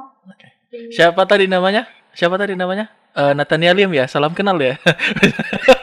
Canda, Nathania itu teman lama saya. Saya juga dulu jadi kliennya dia, minta digambar gitu. Bagus banget gambarnya dia soalnya, asli. Aduh. Gila. Kayaknya di antara semua temanku dia paling jago gambar sih. Oke. Jadi mungkin aku nggak bisa kasih jawaban ya. Aku cuma bisa kasih perspektif dari seorang desainer yang sering menghasilkan sebuah karya untuk klien. Dan ini real banget. Masalah ini real banget. Karena for us, our job, masukan dari kalian, masukan dari teman-teman soal karyanya kita itu penting banget. Feedback dari kalian itu penting banget. Because we are professional. We give you what you need gitu. Jadi dalam kasusnya Nathania ini real banget. Cuma what I can define adalah ini kan sebenarnya pekerjaan ya. Kalau misalnya dari pekerjaan dan personal, I think harus ada beda dikit gitu. I think kata kuncinya itu kembali lagi ke Ko Hendrik pasti. Ko Hendrik, tolong kita Ko Hendrik. Pasti kata kuncinya mindful lagi gitu loh. Dikit aja. Nathania is an artist. Kalau misalnya sebagai teman aku bakal bilang kamu tuh artis, ya kamu harus ikuti dirimu. Kamu kan seorang seniman gitu. Apa sih yang kamu mau gitu. Tapi secara aku juga desainer juga, aku juga bakal bilang ya kita harus hargai feedback orang-orang gitu. Jadi kayaknya harus dilempar ke yang lebih bijaksana gitu ya. Ko Hendrik tolong. Aku nanya deh, kalau gitu aku nanya deh, gitu kan. Boleh nggak? Aku nanya sama 2 orang aja, sama Kelvin sama Nathania. Gitu. Menurut kalian yang otentik itu yang gimana sih? Maaf potong bentar nih Ko. Ada pertanyaan yang sama juga. Bisa Koko tanyakan ke 3 orang nih. Kebetulan di kolom chat ada Ko Wahyudi juga tanya bagaimana sih menggunakan sosial media untuk bisnis. Boleh nih Ko, bertiga ditanyain. Boleh Ko Wahyudi kalau mau jawab soal otentik. Gimana? Menurut kalian yang otentik gimana? Ya kalau otentik dalam artian gimana ya Ko ya? Kayak Kayak gambar saya itu kan beralih dari potret ke lebih ke surrealisme akhir-akhir gini. Nah, setahu saya kan Ko Hendrik juga kan lukis kan. Nah, cuma mungkin kalau dibilang lukisannya Ko Hendrik itu spiritual banget, lukisan saya, ilustrasi saya itu duniawi banget. Oh, Ko Hendrik juga bisa gambar gitu ya? Lukisanku kemarin gambar Sakura Sailor Moon kok spiritual. Aduh. Iya kayak gitu kan. Maksudnya apa ya? Tidak masih dalam batasan semua umur, masih aman lah ya gitu ya, nggak ada yang aneh-aneh gitu. Tapi surrealisme sendiri itu kan gelap ya gitu, maksudnya konotasinya itu agak gelap gitu, karena kayak ilustrasi seperti itu membahas soal isu-isu yang cukup berat dalam tapi istilahnya diromantisasi gitu kan. Dan mungkin ketika orang lihat, orang bisa jadi salah paham gitu. Kalau mereka mengerti, ya mereka mengerti. Tapi kalau mereka melihat, mereka bisa jadi salah paham gitu kan. Bahwa wah, orang ini meromantisasi satu bentuk kelainan mental gitu. Misalnya gitu. Tapi untungnya nggak ada yang seperti itu ya. Jadi otentik dalam artian bahwa otomatis gambar itu akan menjadi medium bagi saya untuk mengeluarkan hal-hal yang sejauh ini saya nggak bisa omongkan gitu. Itu akan jadi medium untuk channel sesuatu yang nggak setiap hari kita bisa bahas dengan orang lain gitu. Jadi kayak maksudnya mungkin banyak hal-hal yang saya nggak setuju gitu di publik ataukah di lingkungannya saya. Tapi untuk menjaga dan menghargai penilaiannya orang, menjaga perbedaan pendapat itu, menghindari konflik istilahnya gitu ya. Oh ya udah gitu, sesuatu itu nggak dikeluarkan, dan kemudian sesuatu itu dikeluarkan di ilustrasi misalnya. Tapi ilustrasi ini sudah benar-benar beda dengan yang biasanya gitu. Jadi kayak ya misalnya mereka biasanya lihat mungkin bikinnya ilustrasi fashion kah atau potret kah yang cantik-cantik gitu kan, benar-benar mukanya orang top gitu. Kali ini ilustrasinya itu benar-benar ya pokoknya berlawanan gitu. Berlawanan jauh, dan itu kayak seolah menunjukkan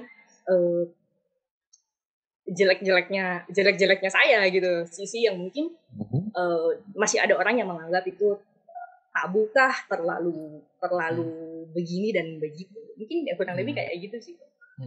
Aduh, saya jelengan sekali. Berarti otentik di sini adalah mengekspresikan diri sendiri apa adanya, tetapi di satu saat yang sama ada kekhawatiran ya, gitu ya, bahwa orang mungkin nggak ngerti gitu, atau nggak suka, gitu ya, di satu saat yang sama. Oke, nggak apa-apa, kita tampung dulu. Thank you Natania buat jawabannya. Kelvin gimana kalau Kelvin? Kalau caseku itu lebih ke ini sih, lebih ke profesionalisme gitu. Tapi kalau misalnya Natania itu case-nya kalau aku lihat lebih intim ya, lebih identity, lebih ke identitinya dia, karena ini penting banget buat identitinya dia. Kalau aku sih nggak terlalu pusing karena tapi ada juga case yang sama.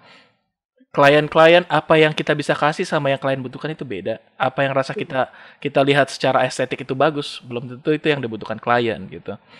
Most of the case portfolio kita itu bakal beda sama apa yang sebenarnya kita mau jadikan portfolio gitu. Iya kan? Tapi it's not a thing kalau bagi aku, karena I don't put my identity there, I just put my work there. Jadi for me gak sekritikal, gak sekritis Natania kasusnya gitu. Yang kalau aku lihat dari Natania ini benar-benar sampai melekat di identity gitu. Dan kayaknya penting karena sosial media kan kita juga pakai untuk self expression gitu. Kalau dari Ko Henrik mana? Oke, jadi kalau dari saya tangkap mungkin kalau keliru nggak apa direvisi ya. Jadi otentik di sini apakah berkaitan dengan profesionalisme kita, gitu ya? Seperti itukah? Bener ya? Atau aku kurang nangkep? Atau memang nggak perlu otentik atau gimana? Yang penting profesional gitu maksudnya. Kalau aku kayak gitu kok. Kalau kerjaanku kayak gitu. Tapi kerjaannya Natania bakal lebih berat gitu. Karena dia seniman. Seniman itu very very intimate dengan pekerjaan mereka. There is a story between them and their work gitu. Kalau aku ya sebagai desainer, karena kita kan juga waktu sekolah desain juga kayak gitu. Oke, sip, thank you. Saya sendiri pernah menggunakan jasa personal branding gitu ya. Dan mereka menginterview saya gitu ya. Pertama membantu memang gitu ya. Sampai sekarang pun juga membantu gitu ya. Tapi ada satu hal yang saya lihat gitu ya. Dalam membuat konten gitu ya, misalnya. Orang lain tidak bisa memahami apa yang kita mau posting sebenarnya gitu ya. Kalau kita membagikan insight-insight tertentu gitu. Maksudnya saya biasanya kombinasikan gitu ya. Dengan yang diminta oleh personal branding saya dengan insight dari saya sendiri gitu. Jadi intinya saya jalan tengahnya lah antara Kelvin sama Natania gitu ya. Benar ya. Jadi identity juga ada, tapi secara profesional juga ada gitu ya, tanpa harus benar-benar mengekspresikan identity sampai gimana gitu ya. Tapi apapun itu gitu ya, baik personal branding atau kita mau mengekspresikan diri kita sendiri, itu pun hanya konstruksi. Ya. Kita merasa identity kita surreal gitu. Itu pun konstruksi kita sendiri. Gitu. Terus kemudian personal branding misalnya membantu kita gitu. Itu pun juga konstruksi dari apa yang misalnya ditangkap oleh personal branding ini tentang diri Anda. Misalnya seperti itu. Dan barangkali mungkin Anda merasa tidak cocok misalnya. Atau Anda mungkin merasa cocok. Itu dua-duanya ada respon. Gitu ya. Nah, kalau misalnya Anda merasa cocok, maka ada komunikasi yang bekerja di sana ya, antara Anda dan personal branding. Benar ya? Jadi ada satu yang klik di sini. Nah, sama gitu ya. Ketika kita memposting sesuatu di Instagram, gitu ya, kadang pernah loh, aku nih posting hal yang menurutku, menurutku nggak bakal banyak dapat likes lah gitu ya. Pokoknya aku mikir ini pokoknya biasa banget lah, maksudnya apa ya namanya ya, receh gitu kan. Gila, likes-nya banyak banget gitu ya. Dan itu bukan aku banget gitu. Kenapa bisa likes-nya banyak banget ya gitu ya. Nah, ini menarik gitu ya.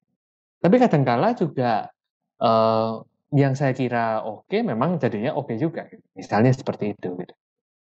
Jadi sebenarnya yang penting di sini yang otentik itu apa sih? Yang otentik bukan identitas Anda. Yang otentik adalah komunikasi. Gimana cara Anda komunikasi? Bukan identity. Identity berubah terus. Anda yang sekarang mungkin brandingnya berbeda di 30 tahun lagi. Ya kan, dia pasti gitu kan. Misalnya saya nge-gym gitu. Terus 30 tahun lagi saya gemuk gitu. Masa branding saya sama kan? Enggak gitu misalnya. Ya kan? Identity bisa berubah. Gitu. Yang penting apakah Anda terkoneksi dengan klien Anda. Sama tadi saya kasih contoh kan. Pada saat personal branding dan diri Anda connect, maka di sana yang otentik adalah koneksinya, bukan personal branding Anda atau Anda sendiri. Gitu. Karena di sana ada suatu connectivity yang membuat Anda merasa pede dalam mempost ini. Gitu ya. Jadi kalau kita lihat di sini terus gimana? Apakah aku nggak boleh posting surreal? Boleh gitu ya. Anda boleh aja posting surreal gitu.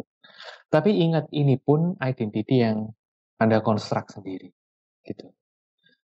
Apakah intensi saya adalah memang untuk mengekspresikan diri saya yang seperti ini, yang identity yang saya konstruk ini? Kalau intensi Anda seperti itu nggak ada masalah gitu. Dimana Anda tahu bahwa konsekuensinya orang mungkin ada yang nggak bakal paham.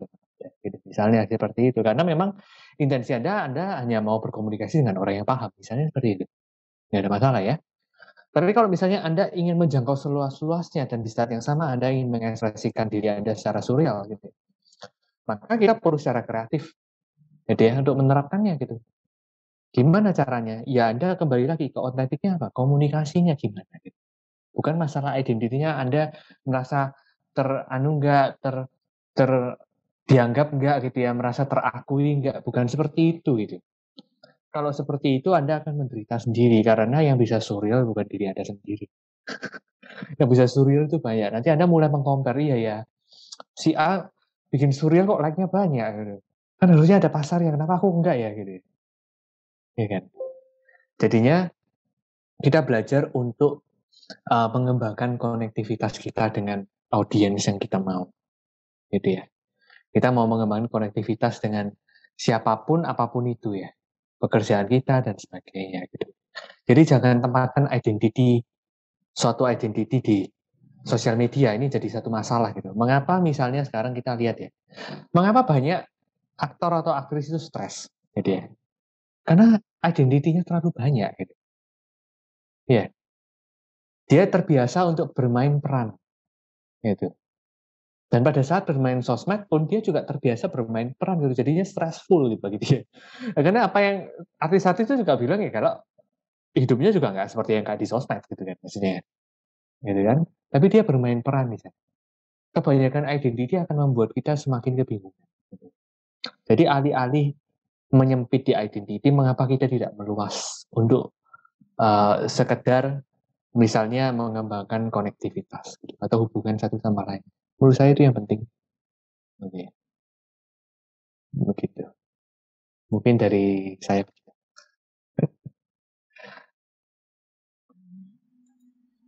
Bagaimana Nat, puas nggak sama jawabannya?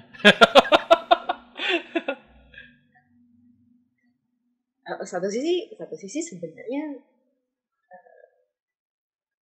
paham sih, dan jawabannya sangat membantu kan pastinya. Tapi karena sebenarnya kan concernnya saya pribadi itu menanyakan ini sebenarnya bukan karena apa ya, bukan karena penilaian orang sih gitu. Maksudnya bukan karena penilaian orang, tapi cuma lebih ke apa ya, ada perasaan bahwa nggak mau kehilangan diri sendiri aja gitu di sana. Karena kan kayak tadi Ko Hendrik bilang gitu, kamu jangan taruh identity di sosial media.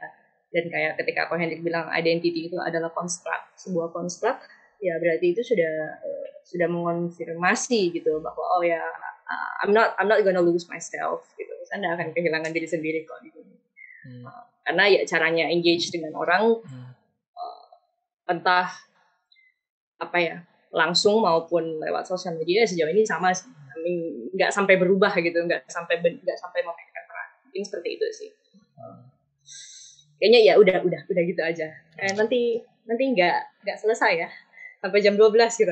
Saya tambahkan sedikit sekali saja dari bahasa yang mungkin saya dapat praktikalnya kayak gini. Natania bisa mengekspresikan dirinya, tapi yang paling penting, yang lebih penting dari itu, daripada jumlah likes atau mengecewakan follower, yang lebih pentingnya dari itu adalah Natania itu bakal komunikasi sama orang-orang followernya dan bikin komunitas bahwa ini lo aku gitu loh.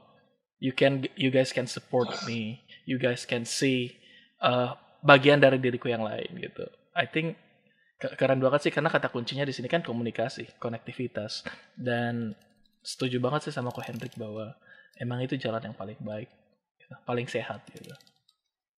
Karena kita feel good kalau connect ya.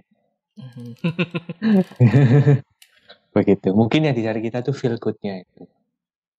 Yang kita missing gitu di kehidupan sehari-hari. Oke, that's it. Saya sampai tidak bisa berkata-kata apa-apa.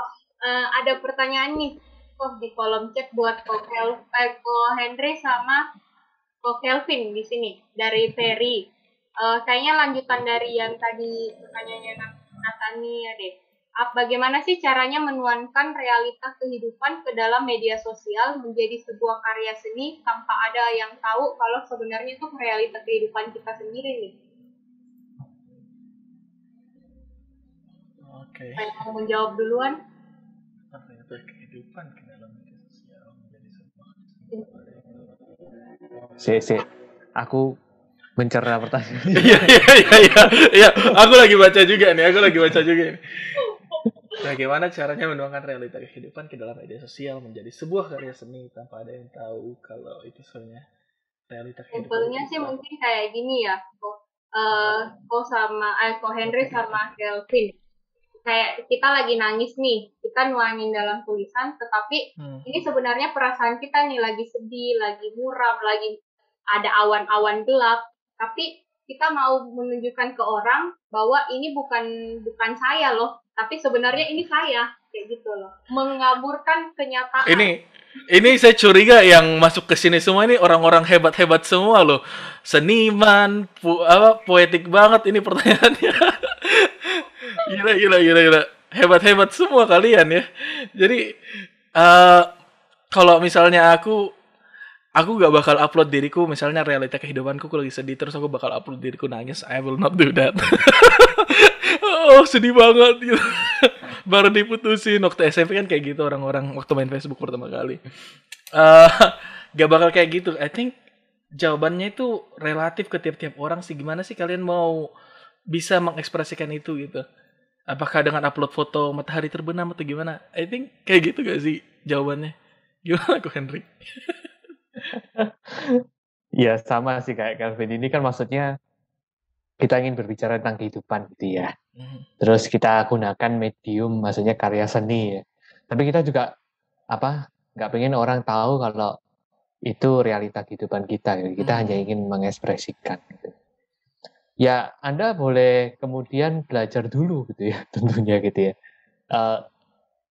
Saya juga bukan ahlinya gitu untuk berkata bahwa di mana sebuah karya seni tanpa tahu orang yang yaitu sebenarnya realita kehidupan kita gitu. Karena Anda bisa saja misalnya kalau misalnya Anda kemarin misalnya gambar anime gitu ya, atau Anda gambar belalang gitu kan nggak ada orang yang tahu gitu ya. Atau tadi Calvin bilang matahari terbit kan orang nggak ngerti ini maksudnya apa gitu ya. Tapi yang pasti Anda bisa kasih pesan-pesan di sana misalnya gitu ya. Yang kemudian orang bisa merasa connect gitu ya dengan Anda, ya nggak ada masalah gitu. Ya Anda bisa melakukannya gitu. Hanya saja kalau misalnya kalau beneran kegiatan Anda yang biasanya sekarang itu orang kan senangnya, jadi kayak Calvin bilang apa-apa diposting. Gitu. Nah itu kan jadinya orang dari tahu, 24 jam kegiatan kita ngapain aja. Kalau saya bukan orang yang seperti itu juga gitu. Saya juga kalau mau posting juga kadang-kadang gitu ya, lewat story dan sebagainya. Saya bukan orang yang suka upload kehidupan pribadi saya gitu di sosial media gitu ya. Tapi kalau misalnya ada pesan tertentu ya saya sampein gitu. Itu menurut saya lebih nyaman buat diri saya sendiri gitu. Jadi kalau misalnya Ferry mau posting sesuatu ya temukan saja yang nyaman gimana gitu. Betul mesti, banget yang nyaman. Gak mesti harus karya seni gitu kan Kevin. Jadi mau apapun itu, Anda mau posting yang seperlunya aja juga boleh gitu ya. Jadi buat diri Anda tidak merasa dizolimi lah di sosmed gitu. Pinter-pinter sendirilah. Oh ya, aku tambah dikit. Aku akhirnya lumayan lebih ngerti lagi setelah dicerna-cerna lagi. Untuk aku sendiri, aku tipe orang yang kayak Ferry sebenarnya. Aku menceritakan realita kehidupanku, tapi melalui medianya itu catatan. Jadi kalau misalnya kalian buka @someonedeeper, kalian bakal lihat postku itu semua pasti note keberapa, catatan keberapa dari buku ini misalnya. Catatan keberapa, dan aku menceritakan sesuatu di situ. Hanya orang yang ngerti yang bakal tanya ke aku gitu. Kalau misalnya kalian memang cari simpati atau kalian ingin mengabadikan momen itu ke dalam kehidupan kalian, I think dengan media yang kalian nyaman gitu, media yang kalian rasa hanya kalian yang mengerti gitu. Misalnya kamu bilang thank you, orang bilang thank you apa sih? Ternyata thank you untuk temanmu yang udah baik banget sama kamu, tapi mereka harus keluar kota gitu. But only you know gitu. Contohnya kayak gitu. Jadi apa yang hanya kamu mengerti dan apa yang bikin kamu nyaman gitu. Jadi orang gak bakal tahu, tapi sebenarnya itu realita tentang kehidupanmu. Mungkin kayak gitu ya. Setelah ditelaah, masuk akal sih, make sense pertanyaannya. Very good. Thank you, Ferry. Dari tanggapannya Ko Henry sama Kelvin nih, ini kebetulan saya ada baca di kolom chat, kayaknya bagus, cocok sama yang kalian mungkin ya. Nah, dari Anita ini dia ngomong, wah, apalagi kalau misalnya ada penilaian publik tentang yang namanya attention seeker behavior nih bagi yang pengguna media sosial. Itu juga bisa postingan yang realita lah, kita bilangnya postingan itu bisa mempengaruhi loh penilaian dan kesan yang ditangkap orang lain yang kita nggak bisa kontrol. Jadi kayak kalau kita nge-upload yang sesuai dengan realita, mungkin yang kayak gini ya kok. Jadi sama Bro Kelvin, jadi orang juga, kita kan nggak bisa kontrol penilaian orang ya. Jadi pasti orang juga akan heran juga, ini orang ngapain sih post-post kayak gini, mungkin kayak gitu ya. Ini bagus sih tanggapannya, kayaknya masuk sama yang tadi Ko Henry sama Kelvin bahas. Ini I think ya. Kenapa? Enggak, silakan. Ini kayaknya kebalikannya Ferry gitu ya. Kebalikannya Ferry gitu. By the way, Anita Ferry itu teman baik saya, bukan teman baik sebenarnya, pasangan saya ya. Jadi cheers buat Anita. Iya, pertanyaannya kritis banget nih. Jadi kalau dari sisi perspektif content creator, karena aku dengan Ko Hendrik content creator, kayaknya emang sesuatu yang tidak bisa kita kontrol, kayaknya kita nggak usah ikut campur ya kayaknya kok ya.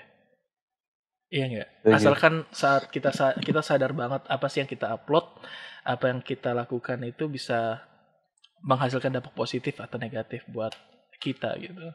Gimana kok Hendrik? Ya, biasanya kalau sudah masuk sosmed, kalau Anda misalnya jadi influencer pun ya jadinya makin tidak terkontrol ya persepsi orang. Banyak banget orangnya. Mulai dari yang Anda, ya sebenarnya mayoritas juga Anda nggak kenal gitu kan. Jadi kalau misalnya Anda juga nggak kenal, ya gimana gitu ya. Jadinya Anda ya tidak berekspektasi terhadap penilaian orang lain gitu. Atau Anda juga nggak kenal gitu. Mereka mau nilai Anda juga, sebenarnya Anda juga tidak terlalu keberatan lah. Mau Anda nggak kenal orangnya gitu. Ini siapa gitu ya. Terus kalau kita lihat gitu, profilnya gitu, private account gitu kan. Terus habis itu ya itu tipe-tipe akun kedua kayak punya Kelvin gitu ya. Iya. Harus. Wajib punya akun kedua itu wajib sekarang. Profile picture-nya apa? Alam, matahari terbenam, tapi nggak ada postingan gitu, private account gitu kan. Ya kalau yang seperti itu ya Anda nggak usah terlalu bingung gitu. kita juga nggak kenal gitu ya. Tapi kalaupun misal Anda, ya kalau misalnya Anda memang mau mencurahkan tentang diri Anda dan Anda pengen dimengerti orang, ya maka hanya gunakan sosmed itu buat orang yang Anda kenal aja gitu, misalnya gitu ya. Benar. Dan ya memang temannya dikit gitu, itu keputusan Anda sendiri gitu. Kalau Anda memang mau mengontrol penilaian ya, itu pun juga masih mungkin Anda cekcok dengan teman gitu. Teman juga punya penilaian yang berbeda gitu. Jadi apapun yang Anda lakukan pasti dinilai orang lain. Gitu ya, nggak usah sosmed. Anda begitu banyak aja kalau melakukan sesuatu pasti dinilai orang lain. Jadi wajar dipuji dan dicela. Yang penting kita tahu itu dulu. Tapi tips and triknya kok supaya kita tahu bahwa ini sehat saat kita upload adalah kita sadar ya kok ya, yang bakal kita upload ini apa gitu, kita mindful gitu ya. Intensi kita sebenarnya apa? Intensi kita ya. Gitu ya. Kalau intensi kita minta cari perhatian dan minta pengertian orang, mungkin salah tempat. Ya, mungkin salah tempat. Gitu ya, karena ya tidak semua orang akan setuju dengan Anda gitu misalnya. Kalau Anda mau curhat dan mau didengarkan, ya Anda lakukan dalam ruang yang lebih privat, itu lebih bijaksana kayaknya daripada di umum. Gitu. I think itu jawabannya, teman-teman. Ko Henry sama Bro Kelvin, ini ada satu pertanyaan lagi, apakah memungkinkan nggak saya tanyakan di kolom chat? I think okay. Ko Henry kayaknya gimana kok? Iya, kok. Nggak apa-apa. Dijawab. Cepat-cepat aja ntar. Yang penting get the point. Satu pertanyaan lagi ya. Untuk Ko Henry sama Kelvin nih, dari kalian, pertanyaannya dari Thomson. Apa sih simptom atau tanda bahwa kita itu sudah sehat kembali secara digital? Artinya saya sudah bisa kembali aktif di sosial media. Soalnya nih, kebetulan si Thomsonnya ini lagi diet sosial katanya. Nah, dia mau buka kembali tapi dia takut nanti ketagihan lagi nih sama yang namanya media sosial, scroll dan sebagainya.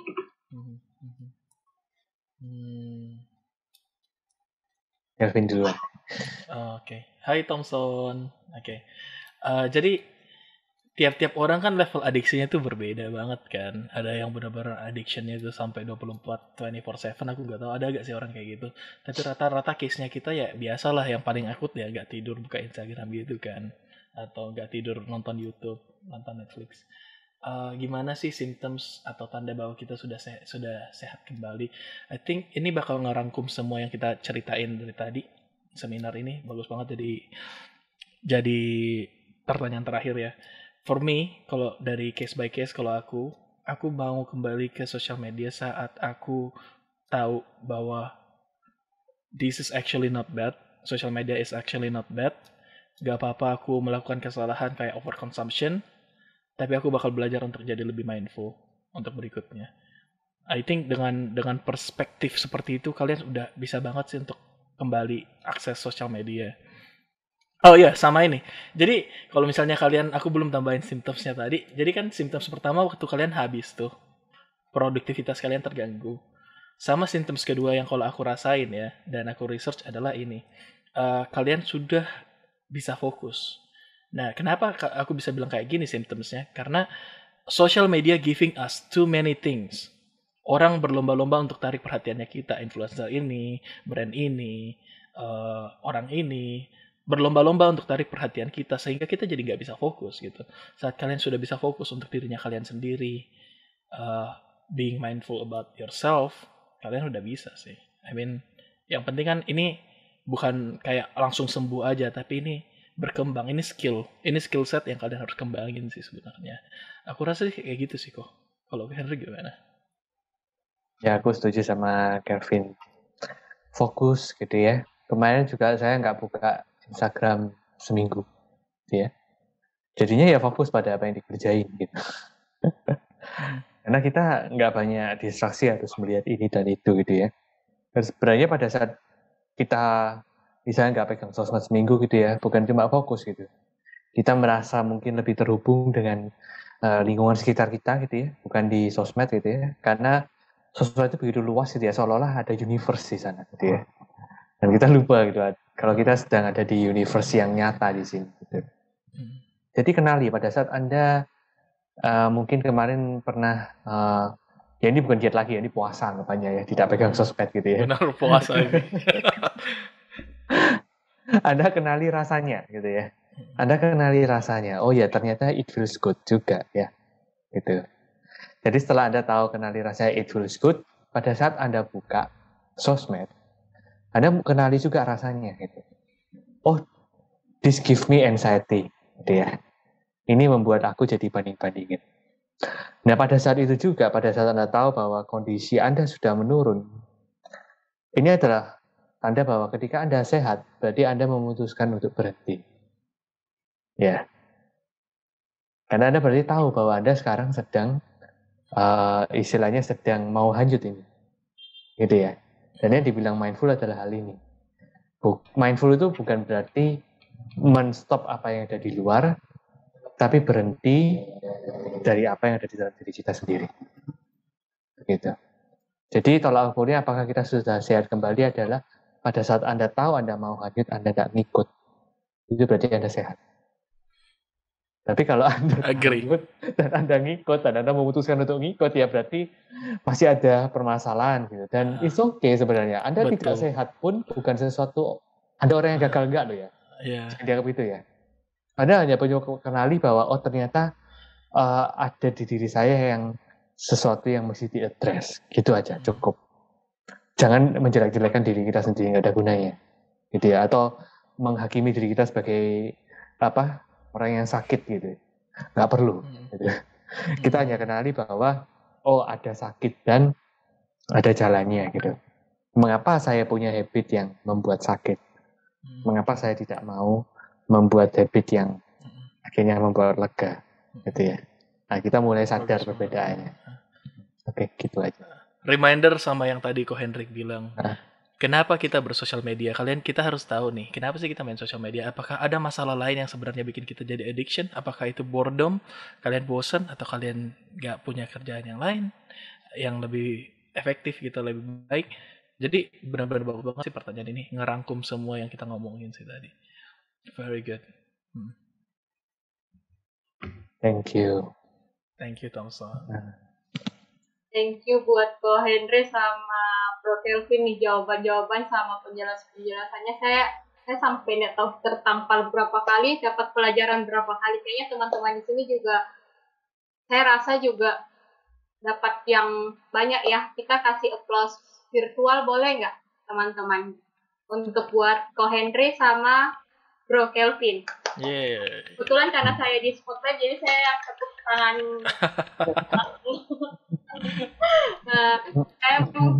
Terima kasih buat Ko Henry dan Bro Kelvin untuk waktunya dan pertanyaan serta penjelasannya. Saya mungkin kembalikan ke pembawa acara kita, host kita lagi, Niki. Dipersilahkan. Oke, terima kasih. Ini benar-benar saya merasa tertampar bolak-balik. Pluk. Wah, benar-benar. Ya kadang ya yang diomongin di dunia itu ya memang ya namanya netizen ya suka-suka mereka lah. Jadi jangan terlalu sampai kita ngikutin arus mereka. Nah itu yang harus kita punya kontrol ya. Yaitu berarti kunci mindfulness-nya yang penting kita harus sadar ya. Nah itu saya mungkin PR saya kali ini adalah harus diet, kurusin badan dan juga diet digital. Habis dapat ilmunya nih harus kita praktekkan. Nah jadi teman-teman, kita kan udah dengar wah ilmunya luar biasa ya. Jadi benar-benar dari pembicaranya. Nah selanjutnya nih kita masuk ke dalam yaitu kita akan memberikan giveaway kepada 2 penanya terbaik. Nah, tapi yang memilih adalah dari narasumbernya, yaitu Ko Kelvin dan Ko Hendrik. Dipersilakan untuk memilih satu orang satu. Waduh, bentar ya. Tuh. Masuk nggak ya pertanyaan moderator? Dari lima orang yang bertanya itu 3-nya itu temannya saya loh. Jadi kayaknya nggak adil kalau saya yang pilih. Kok Hendrik aja yang pilih dua-duanya ya? Ini kan kita chat moderatornya aja gitu. Jadi biar moderatornya aja yang ngomong. Iya. Boleh. Oke. Chat ke Pratiwi ya. Oke, boleh. Jadi jangan diomongin ini yang milih siapa gitu kan nggak enak. Iya. Darah. Oke, biar di chat dulu.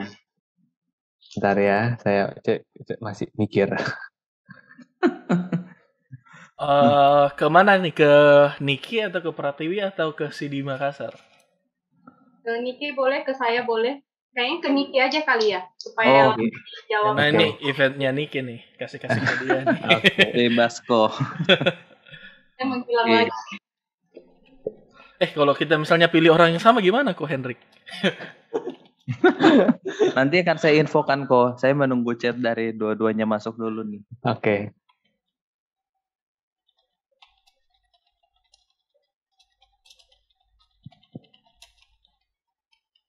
Waduh, oke sudah masuk. Dan ternyata yang diomongin bener. Iya kan? Jadi sama kan? Oke, aku yang milih lagi deh kalau gitu. Oke, satu lagi. Bentar ya. Oke lah.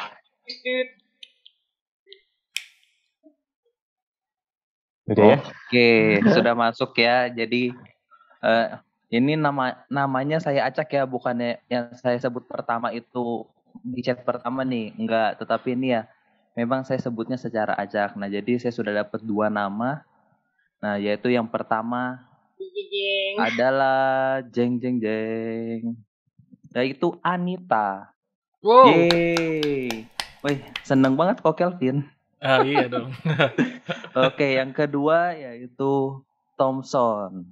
Wow. Nah, jadi pemenang kita ini.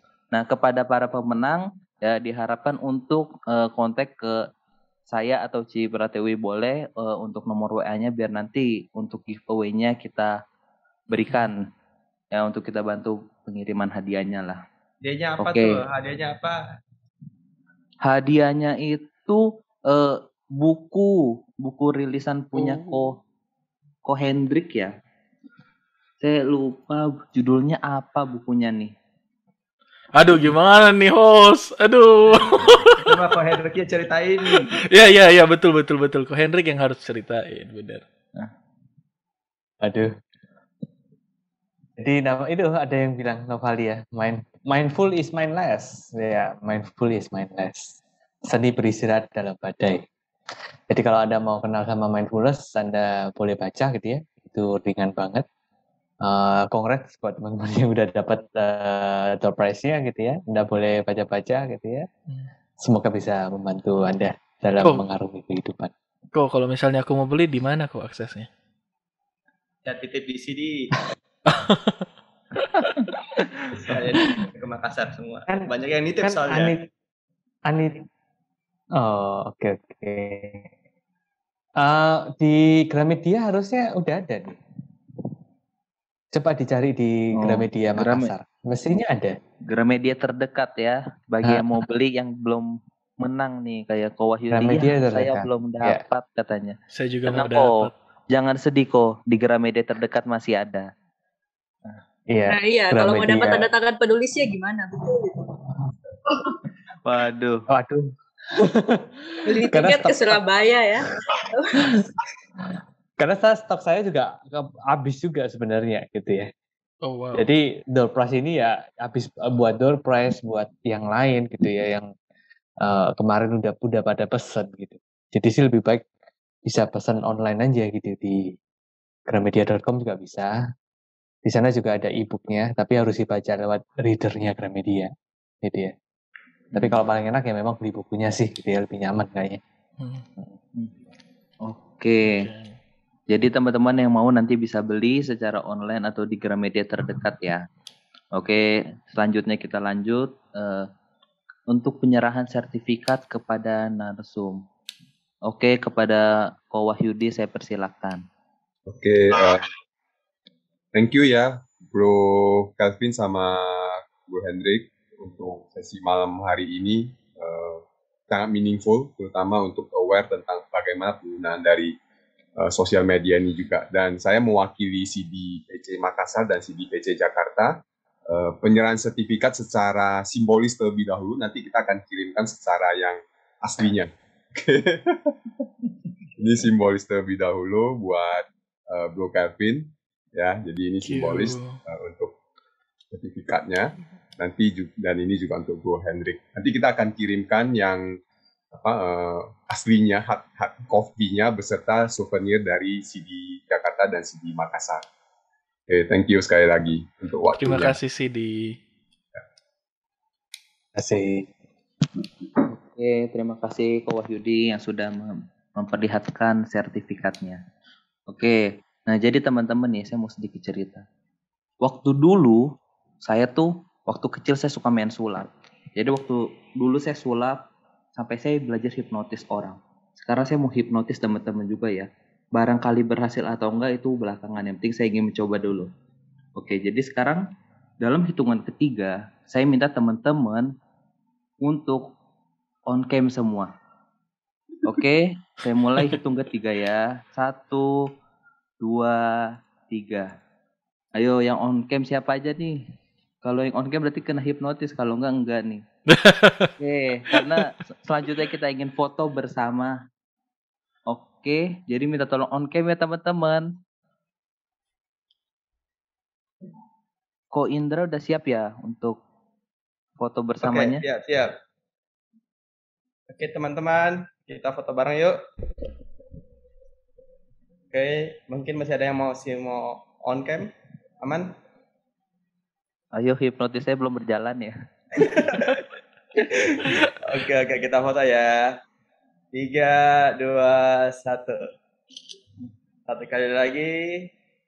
1, 2, 3. Oke deh, thank you semuanya. Oke. Hipnotisnya gagal nih. Aduh, iya, saya kurang mempelajari lagi sekarang. Oke, selanjutnya terima kasih teman-teman dan narasumber, para panitia semua yang sudah hadir hari ini. Ini adalah malam minggu ya. Sangat luar biasa teman-teman meluangkan waktu untuk hadir di sini karena malam minggu biasanya pada pergi malam mingguan. Nah, oke, jadi seperti yang saya sampaikan terakhir yaitu kita itu CD dari organisasi non-profit yang dimana teman-teman bagi yang ingin berdonasi sudah ada scan QRIS-nya, bisa pakai GoPay, Dana, OVO, dan Shopee Pay. Dan juga bagi teman-teman yang ingin mengenal lebih dekat dengan narasumber kita, itu sudah ada IG-nya silahkan di follow. Dan juga CD-ku ini adalah kolaps antara CD Jakarta dan Makassar, jadi itu ada IG-nya. Bagi yang tertarik untuk mengikuti acaranya, akan kita share biasanya di IG-nya, boleh di follow juga. Dan juga ada CD Pusat. Nah teman-teman, sebelum buka IG, ingat ya, kita harus mindful, jangan terbawa arus. Oke, demikian teman-teman dari saya. Terima kasih. Sampai jumpa di Sidikuy bulan depan yang narasumbernya kualitasnya kurang lebih akan sama, materinya luar biasa. Kali ini yang penting jangan lupa ya, kita diet digital. Oke, demikian dari saya. Terima kasih. Goodbye, dadah. Thank you. Thank you semuanya ya. Thank you. Bye bye. Henry. Semua. Malam. Malam. Yang mau stalker narsum kita bisa tuh. Jadi nggak CTW doang yang stalker ya.